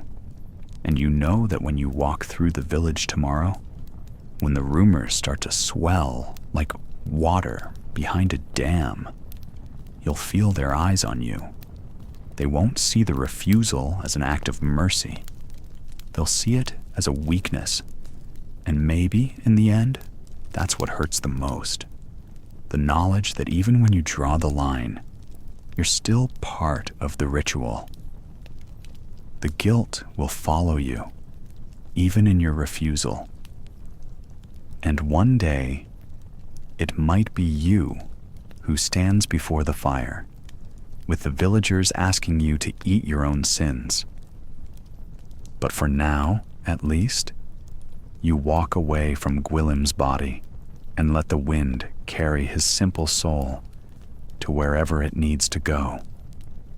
Sometimes, you feel like someone follows you, someone old, someone made of ash and regret.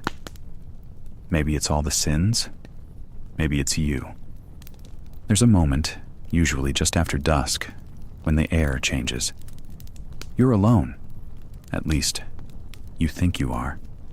The village has quieted, the livestock are still, and the only sound is the wind dragging its heels through the trees. But you feel it, again. That tug. Not on your coat or your sleeve, but deeper, behind your ribs. A presence, a pressure, a second heartbeat just out of sync with your own. At first, you told yourself it was nerves. The weight of another funeral. Another body. Another set of mourners who won't look you in the eyes but still hand you the bread and the coin. As if you were just a tradesman.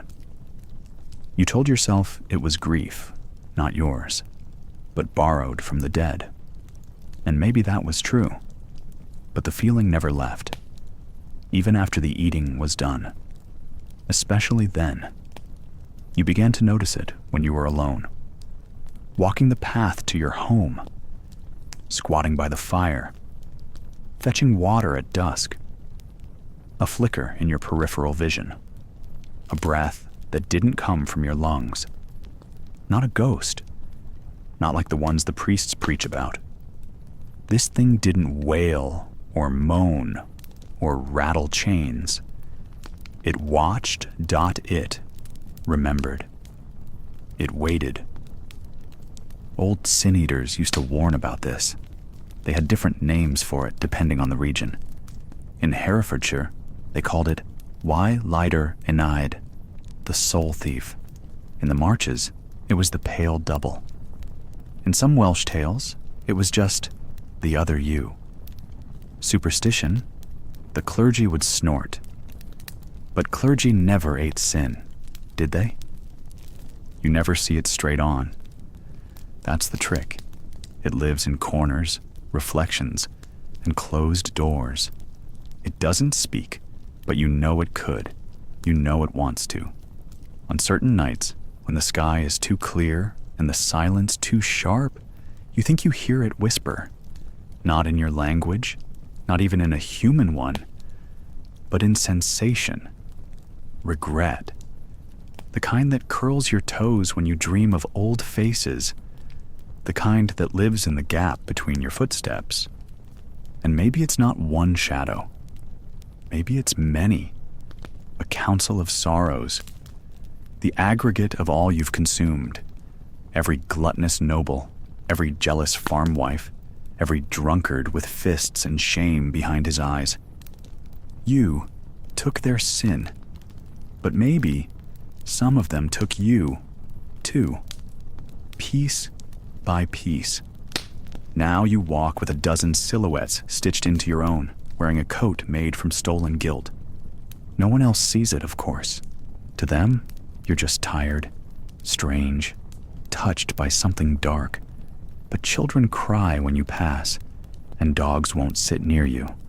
And when you sleep, if you sleep, you dream of walking roads that don't exist, of hands pulling at your ankles, of familiar voices calling your name from behind the trees. You've tried everything to shake it. Cold water, salt in the corners, iron charms passed down by old women who won't look you in the face. You even went to the priest once, hoping for prayer or pity. He gave you neither. Just a wrinkled brow and a muttered verse. And when you left, you swear the thing followed closer. Maybe it's not a punishment. Maybe it's a consequence, the weight of unbalanced scales. You've made yourself a vault for the unwanted, a sponge for the stains. And now the residue has shape. It's not here to hurt you, just to remind you, to echo what the world refuses to say out loud. This role, this ritual, it costs something. You eat what others refuse to admit, and what we refuse to admit never really goes away. It gets quiet, it gets clever, it grows a shadow. In the end, maybe it is you, the part of you you've shed with every ritual, a skin of grief and guilt trailing behind, forming something whole, something watchful, something hungry, still, not for bread or coin, but for recognition, a name, a face. You never gave it one, but deep down, you know, if it ever speaks, if it ever turns toward you and says something true, it will use your name. Because no matter how many sins you eat, the weight always circles back, and your shadow always knows the count. You're sick. No one visits. You leave bread by your own bed, just in case. You pray it works backwards. It starts like it does for everyone else, a cough that won't quite leave. Maybe your skin's gone pale, or your urine smells wrong, or there's a rattle in your chest that isn't from the cold. You try to ignore it, like you always have, because no one pities the sin-eater. You've sat beside plague victims, consumption cases, men split from hip to collarbone, and now it's your turn. There's no procession, no priest, just a room colder than usual, and a silence. Even the flies won't disturb. You're not old. Not really. Maybe 40, maybe less. Who knows anymore? The mirror cracked years ago, and you haven't seen your reflection since, but your bones are brittle, and your gut feels like it's been gnawed on from the inside. The weight of decades of sins has taken its toll. The others, those you once ate for, are long buried or burned or forgotten.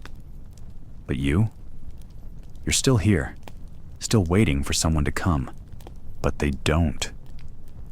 The villagers, once so eager to press bread into your hands, now cross the lane to avoid your door. Not out of cruelty, not entirely. It's fear. You smell like death, and worse, like guilt. They whisper you've eaten too much, absorbed too many wicked things, and now they see you more ghost than man. They think the devil sits by your hearth, and maybe he does. You've felt him breathing down your neck more than once. No priest will come, of course. They never did. Not when your mother died, not when your brother drank himself into the river. You were never part of the church's flock. Your job existed outside the steeple. Useful, maybe, but unclean, unholy. So you lie alone, breathing shallow in a room that still stinks faintly of sour ale, old wax, and wet earth. You've eaten sins for decades, and now, at the last, no one will eat for you. Still, you prepare. You crumble a hard crust of barley bread and lay it carefully beside your straw mattress. You pour the ale, weak and sour, into the cracked cup you once used for rituals. There is no ceremony, no chant, only a whispered hope that someone might take pity, might hear, might reverse the ritual. You don't know if it works like that. No one does. But belief is a strange thing, isn't it? It made you kneel beside hundreds of corpses. Maybe now it can reach backwards. You think about eating your own bread, just to see. But you can't lift your arms anymore, and even if you could, what then? Swallowing your own sins, folded into 100 others? Would it work, or would it trap you here, nailed to the mortal world, like a beetle pinned to parchment? You cough again. It rattles. Something warm and red stains your sleeve. The end is near. You feel it crawling up your spine like cold water. No one knocks. No one passes by. The village carries on without you. A new sin eater will be chosen, eventually. Probably not today. Maybe not this season. But when a noble dies, or a child goes limp with fever, someone will light a candle, press the crust into another's hand, and begin again. The ritual never ends. Only the vessels change. You stare at the ceiling and think of the faces, the dead ones, the grieving ones, the ones who averted their eyes as you walked past. You were their scapegoat, their necessary disgrace. You took their burdens, and they let you vanish for it. That's the bargain. The dirty, unspoken truth of it. Sin must go somewhere, but no one wants to see where it lands. Your breath slows. The bread by your bed remains untouched. And in that final stillness, you wonder, if no one eats for you, do your sins stay behind? Do they seep into the walls, cling to the rafters, pass into the land beneath you? Is this why some places never feel clean? Why certain houses creak at night? Why dogs refuse to cross thresholds? Maybe it all lingers. Maybe that's the real curse of the sin eater. Not the weight carried in life, but the weight left behind. No one will eat for you. And maybe that's exactly as it was always meant to be. They sit around you, chewing silently. Everyone you ever served. They smile. Some cry. You wake up sweating and hungry. Sleep doesn't come easy anymore. When it does, it arrives like fog, quiet, clinging, and full of things half seen. The bed's no comfort, just straw, half molded, barely warm. But you slip under anyway, because you're exhausted. Because the sins don't just weigh on the bones, they weigh on the soul. And souls need rest, even if it's uneasy. The dream always begins the same way. A wooden table cracked down the middle like a fault line. It's too long for the room it's in, stretching endlessly in both directions, as if someone stitched together 100 kitchens into one. No fire in the hearth. No light except the soft flicker of tallow candles melting down into the bread plates. The plates, of course, are never empty. They're all there. Every man, woman, and child whose sins you swallowed, faces you recognize, others you don't. Some with eyes still closed in death, lips purple and cold. Others with cheeks flushed, alive and laughing, chewing slowly, never blinking. Their mouths move, but there's no sound, no conversation. Just chewing, a wet, rhythmic noise, a communion of ghosts. You don't know how you got here. You don't remember sitting down, but there's a bowl in front of you now, filled with stale crusts and bits of meat that taste like nothing and everything. You chew too. You don't want to, but you do. That's always the rule. The child from the spring thaw. She's here. Her hands are clean now, no dirt under the nails. She doesn't smile, just stares. The miller's wife, who drank lye in the woodshed and left a note made of thorns. She's beside her, cheeks streaked with soot. She chews slowly, head tilted. The soldier with no name. The widow whose eyes wouldn't shut. The thief who bled from the nose, but never the wound. They're all here, and more, packed so close their elbows touch.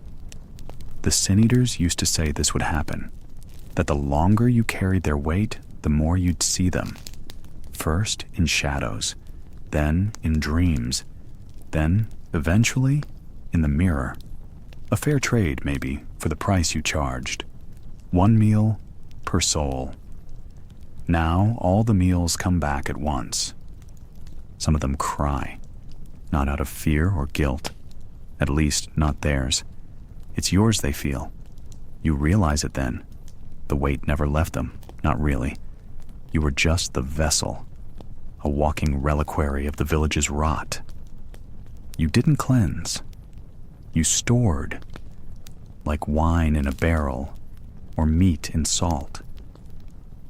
When you wake, the room is freezing. You're drenched in sweat, breath ragged. Your stomach aches, not with hunger, but with emptiness so profound it feels like morning. Your hands shake as you reach for the crusts by the hearth. Not fresh, not clean, just enough. You chew slowly. It doesn't help. The hunger doesn't end. They say the soul tries to spit back what it can't bear, but for sin-eaters, the soul doesn't get that chance. Yours is clogged, full, saturated, like old cloth dipped in blood. You wonder how much more it can take.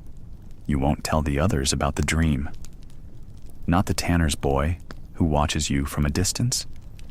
Not the baker who leaves bread out, just in case. They don't need to know. They still believe it works, that eating the bread and drinking the ale lifts the burden, that they can die clean because you're willing to get dirty. And that's the cruelest part. They do die clean. You just don't. Maybe one day the dreams will stop. Maybe when you've eaten your last sin, or when your body finally caves under the weight. Maybe then you'll see a table again, a final one. And this time, you won't be eating. You'll just sit and watch. And maybe, if you're lucky, they'll save a seat for you. Until then, you dream, and you chew, and you carry, because someone has to. There won't be a headstone. That's not for people like you.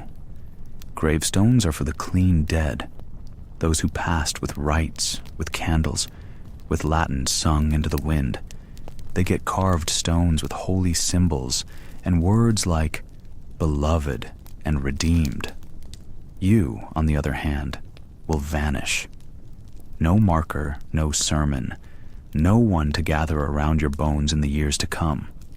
And the village won't speak your name more than once or twice after you go. Not out of cruelty, but out of discomfort, out of superstition, out of fear. So you leave a mark, not grand, not carved, nothing permanent, just a thumbprint in soot on the inside wall of the hut where no one looks, or maybe 3 letters scratched into the beam with a knife blade, small enough to be missed by most eyes, but legible if someone ever comes close. A message for no one. A way to say, I was here. I carried it. I ate for them. I didn't look away. I did what they wouldn't. I took it in. There are others like it if you know where to look. A faded fingerprint under the eaves of a ruined cottage in Monmouthshire. A strange black smudge near the lintel of a barn in Brecon that no rain has ever quite washed off. A name half erased in charcoal on the hearthstone of a house long abandoned. The records don't say Sin Eater. They never did. The clergy never wrote it down, but the walls remember. Soot, after all, lingers in silence. Unlike parchment or prayer books, it doesn't rot or fade under candlelight. It clings. Even when the house is gone, the wind won't carry it all away. Long after the rituals have stopped and the sin eaters are forgotten by name, their traces remain. Not in church archives or family trees, but in the ash between stones and the burned corners of old doorposts. And maybe, deep down, that's enough. Not immortality, just a thread of shadow that says you existed, that someone took in the darkness when no one else would. Not for glory, not for coin, though the bread helped, but because someone had to. The church never kept records of your name. You were a necessary shame, a quiet tolerance of the poor's desperation. They closed their eyes, shook their heads, said it was unholy, and then walked away before the ritual started.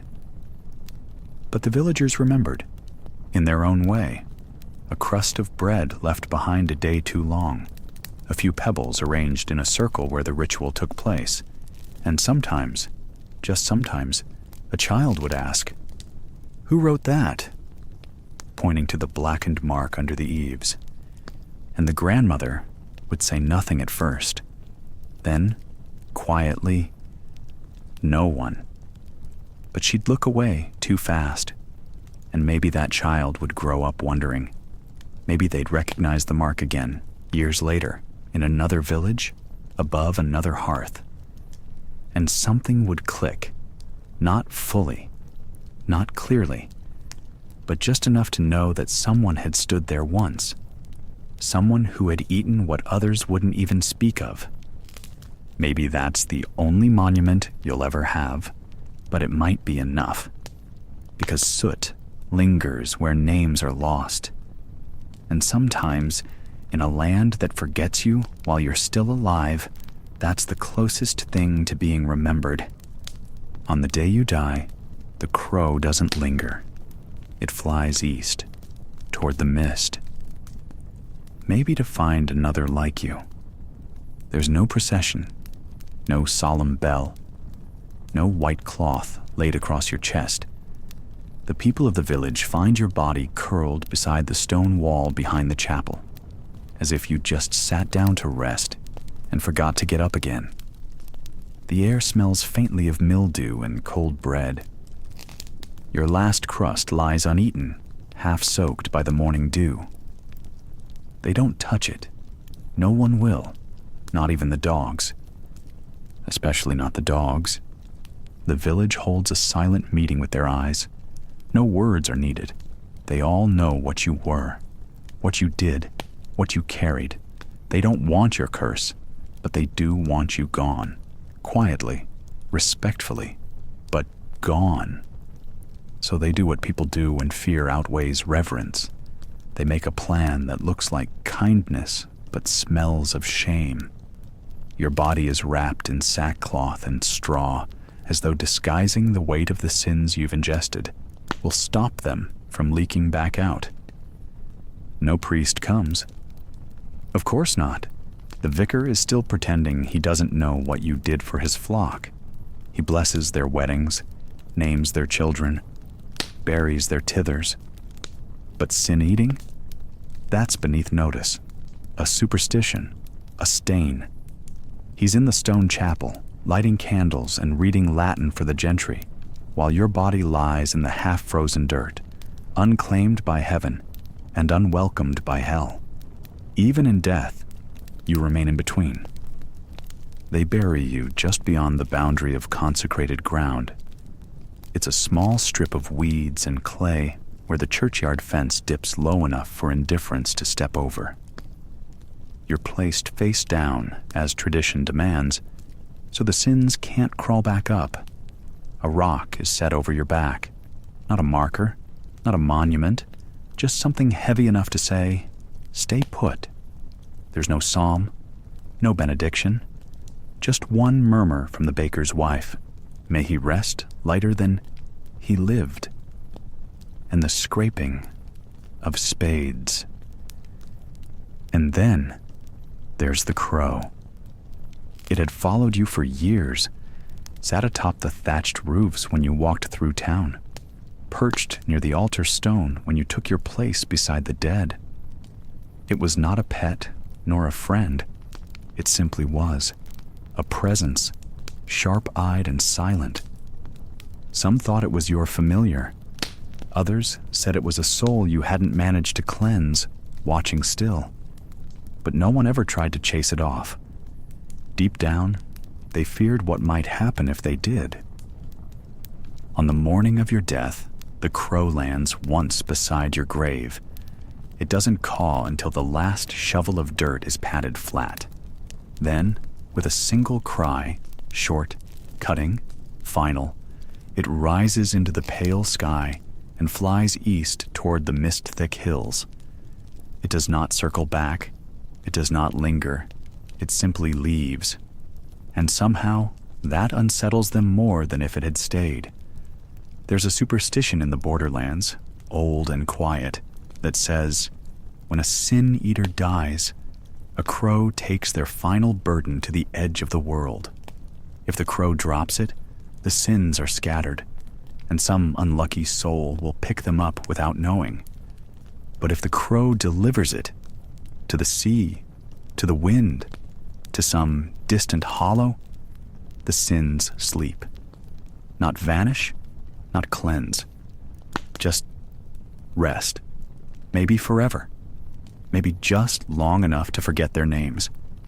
But the sin eater's name is never carved into stone. No one marks the spot.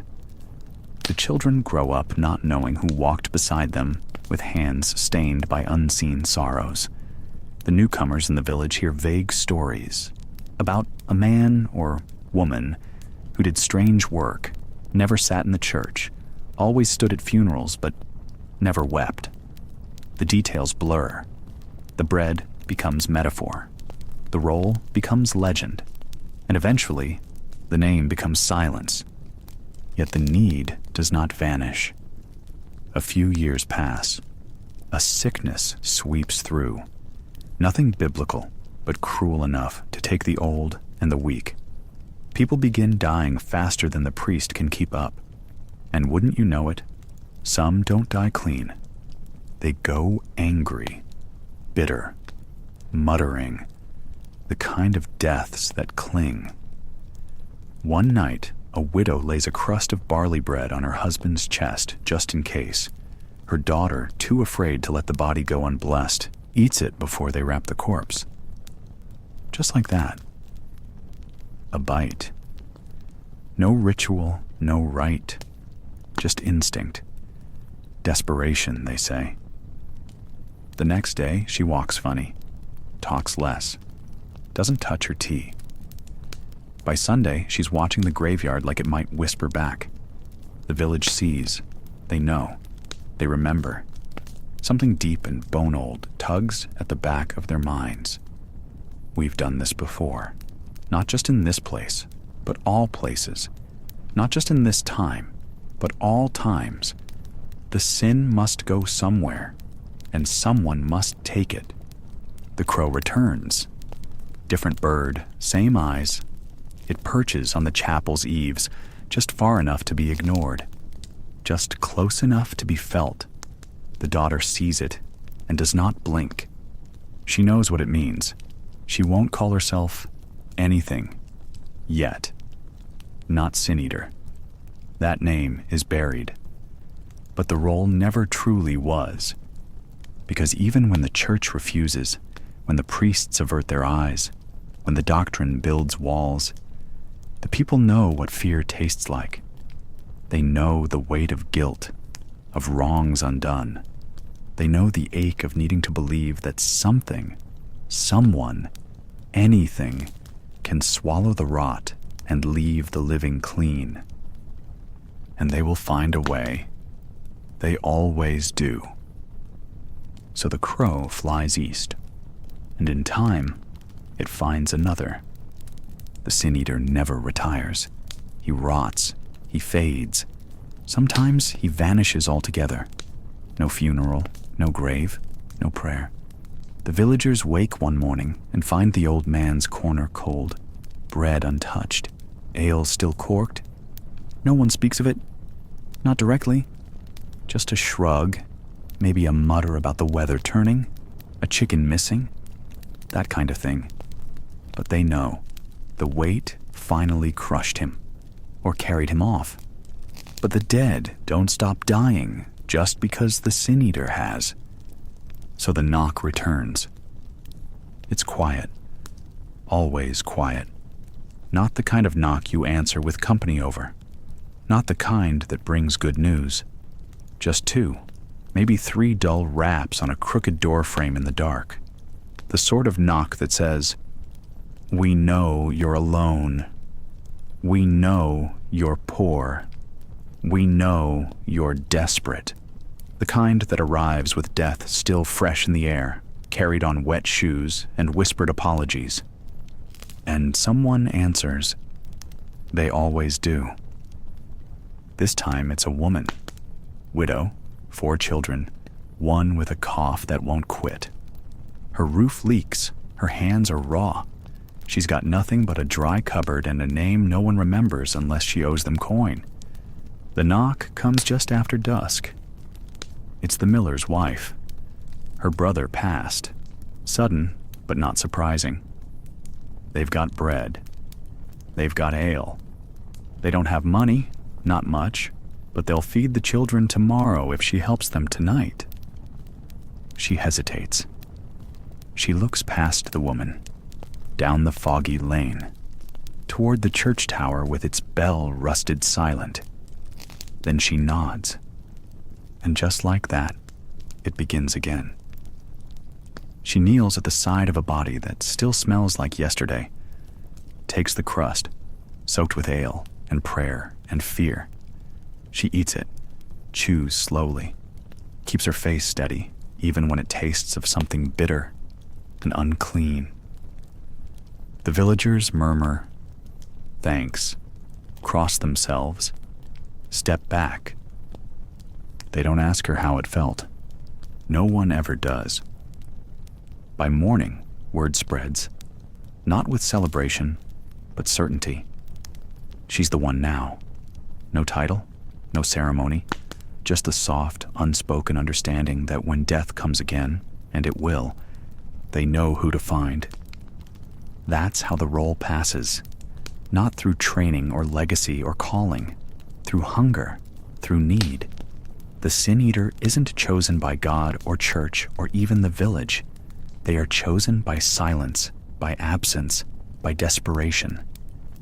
The role survives because there's always someone with less. Less food, less hope, less protection from the cold world outside their broken door. And so, the cycle continues. The church still pretends it doesn't happen. If you ask a proper clergyman, he'll deny it outright. Superstition, he'll say. Folk nonsense. Meanwhile, he charges for last rites, buries only those who tithed. The poor? They get excuses. Too far to travel. No candle oil left. The bishop's visiting. Maybe next week. But death doesn't wait, and grief doesn't pause, and sins don't lift themselves. So the sin eater eats. Quietly. Alone. Between the spaces the church left behind. In time, she begins to change. Not visibly, not at first, but her neighbors notice she no longer lingers in the square. Her voice becomes quieter, her eyes heavier. Her eldest says she sometimes forgets things. Where she put the bread knife, whether she already fed the hens. And at night, she jerks awake. Says someone was calling her name, but no one was. Soon, they stop inviting her to festivals, not out of malice, just unease. She starts wearing a shawl even on warm days. Says it's the wind, but really, it's the stares, the whispers, the way children pull closer to their mothers when she passes. They thank her, still, politely, mutedly, but no one touches her anymore. She becomes sacred in the same way graveyards are sacred, useful, necessary, but never warm. She doesn't complain, not out loud. She just eats, one body after another, sometimes 2 in a week. A bad winter takes 5 in a month, and the bread keeps coming. Always the bread, stale, crusted, heavy with whatever sin the family is too afraid to name. She never asks what the dead did. It doesn't matter. It's hers now. Eventually, she finds herself whispering things to the corpses. Apologies, warnings, sometimes just names. Her own, perhaps, or maybe theirs, maybe both. She starts sleeping in short bursts, waking between the hours when the world is most still. There's no joy in her eating now, only habit, only duty. But then a new knock comes, this one different. A girl, 13 maybe, eyes wide, hands clenched. Her mother's gone, she says. No one's come. She's scared. She heard the sin eater helps. The woman nods. Not because she agrees, because she understands. She takes the girl inside, breaks the bread, shows her how it's done. And in that moment, the woman knows. The role will never end. Not because it's holy, not because it's righteous, but because it is needed. The world will always find a way to dump its sins somewhere, and when the priests refuse, when the proper ways fail, the bread will still be baked, the ale poured, and someone always on the edge, will say yes. Because silence leaves space, and death knocks gently, but persistently. There's always someone hungry enough to open the door. There's no final ritual, no closing ceremony, no tapering off of demand. The end of sin eating doesn't happen in a church or court or public square. It happens in a field, in a crumbling stone cottage, in the back of someone's memory. There's no date etched in history, no royal decree banning the act. It dies the same way it lived, quietly, without asking for permission. The Industrial Revolution roared through Britain like a storm, but it never really made time for border villages. Still, its echoes reached even the crooked hills of Wales and Shropshire. With trains and telegraphs came new people, outsiders, doctors, bureaucrats, men in stiff collars with pens who didn't believe in ghosts. They brought with them hospitals, vaccination campaigns, and more importantly, paperwork. Death started to be recorded in ledgers instead of whispered between neighbors. The dead began leaving behind certificates instead of debts and dread. And slowly, the village stopped knocking. It's not that people stopped dying. They just started dying differently. In wards, in workhouses, under gaslights. There were still sins, of course. Guilt doesn't vanish just because the chimney smokes. But sin-eating didn't fit the new world. There was no place for a hunched figure kneeling beside a corpse in a terraced slum where landlords walked faster than gravediggers. Urban death demanded speed, sanitation, protocol. The old rites didn't scale. The last sin-eaters didn't resist. They didn't protest or pen their memoirs. They just faded, like the fog that used to cling to the hedgerows after a burial. One old woman in Radnorshire was said to have taken her final meal around 1906. Another account from Herefordshire tells of a man, long silent, who refused bread in his final years. Said he'd swallowed enough ghosts. His daughter burned the wooden bowl he used for funerals. Said it cracked down the middle one winter night and never held anything again. But the memory lingered. Children still whispered about the woman who ate sorrow, the man who could speak to the dead if you paid an ale. Some said you'd go mad if you looked in their eyes too long. Others claimed they were blessed, that their touch could cure you, but only if they liked you, and they never liked you. Most villagers forgot the details, but not the shape of the story. The outline remained, passed in hushed tales by firelight. Everyone knew someone who once knew someone who had watched a sin-eater chew. Folklorists started sniffing around by the mid-20th century. They came with notepads and microphones, asking careful questions of nervous old men who squinted through the smoke of their pipes and muttered, "Aye, me Nan spoke of it, but I'd not say more." A few brave souls published papers. Most historians filed it under folk custom, rural, possibly apocryphal. The church, ever late to the conversation, finally acknowledged the tradition existed, then promptly denounced it. Again. But denouncement doesn't erase memory. In Lanordid, a stone still stands on a hillside where a woman was buried with no priest. Villagers left crusts there until the 1940s. In Clune, old people used to cross the street rather than walk past the home of a woman whose father used to eat. They'd never explain what that meant. They'd just spit on the ground and keep walking. And then came the tourists. Not many, just a trickle.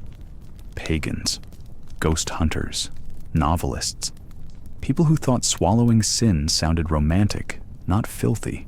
They brought candles, incense, poems. They left them in ruins and churchyards, hoping the dead would notice. Some even tried to recreate the rite. Modern sin-eaters, they called themselves, wearing robes, lighting lanterns, pretending they knew what it felt like to chew bread soaked in other people's regrets. But they were reenactors, cosplayers of grief. The real sin eaters didn't have costumes. They had poverty, sickness, empty stomachs, and no way out. They weren't mystics. They were meat for a machine the church refused to oil. Still, the idea persists. Because the guilt hasn't gone. Not really. It's just migrated. Instead of villagers paying for someone to swallow their shame, now we upload our worst thoughts and hope strangers click like. We confess to therapists, podcasters, anonymous forums. We're still begging someone else to carry our guilt, to validate our sadness, to tell us we're clean enough to be remembered kindly. Sin eating didn't disappear. It mutated. It went digital. It went silent. It went internal. But in those foggy hills, something clings. In the right village, on the right morning, you might see a small round stone still tucked near a grave's edge. Flat, weather-worn, not marked but placed. Maybe it held a crust, long ago. Maybe it held silence. The trees don't talk. But if you listen carefully, you might catch the echo of chewing, the sound of someone, somewhere, trying to swallow what no one else would touch. And that's the story of the last bite. Not when it happened, but that it happened. The roll died with no witness, no applause, just the soft scrape of a wooden bowl on damp earth, a final swallow, a silence that stretched. But even now, in the cracks of modernity, when the light falls a certain way on a crooked Welsh stone and the wind cuts sharp across the borderlands, it's hard not to wonder. Thanks for listening. And if you're still awake, well, that's impressive. If you genuinely enjoy these quiet dives into forgotten corners of history, go ahead and subscribe. No pressure, just whenever you're ready. Sleep well, and good night.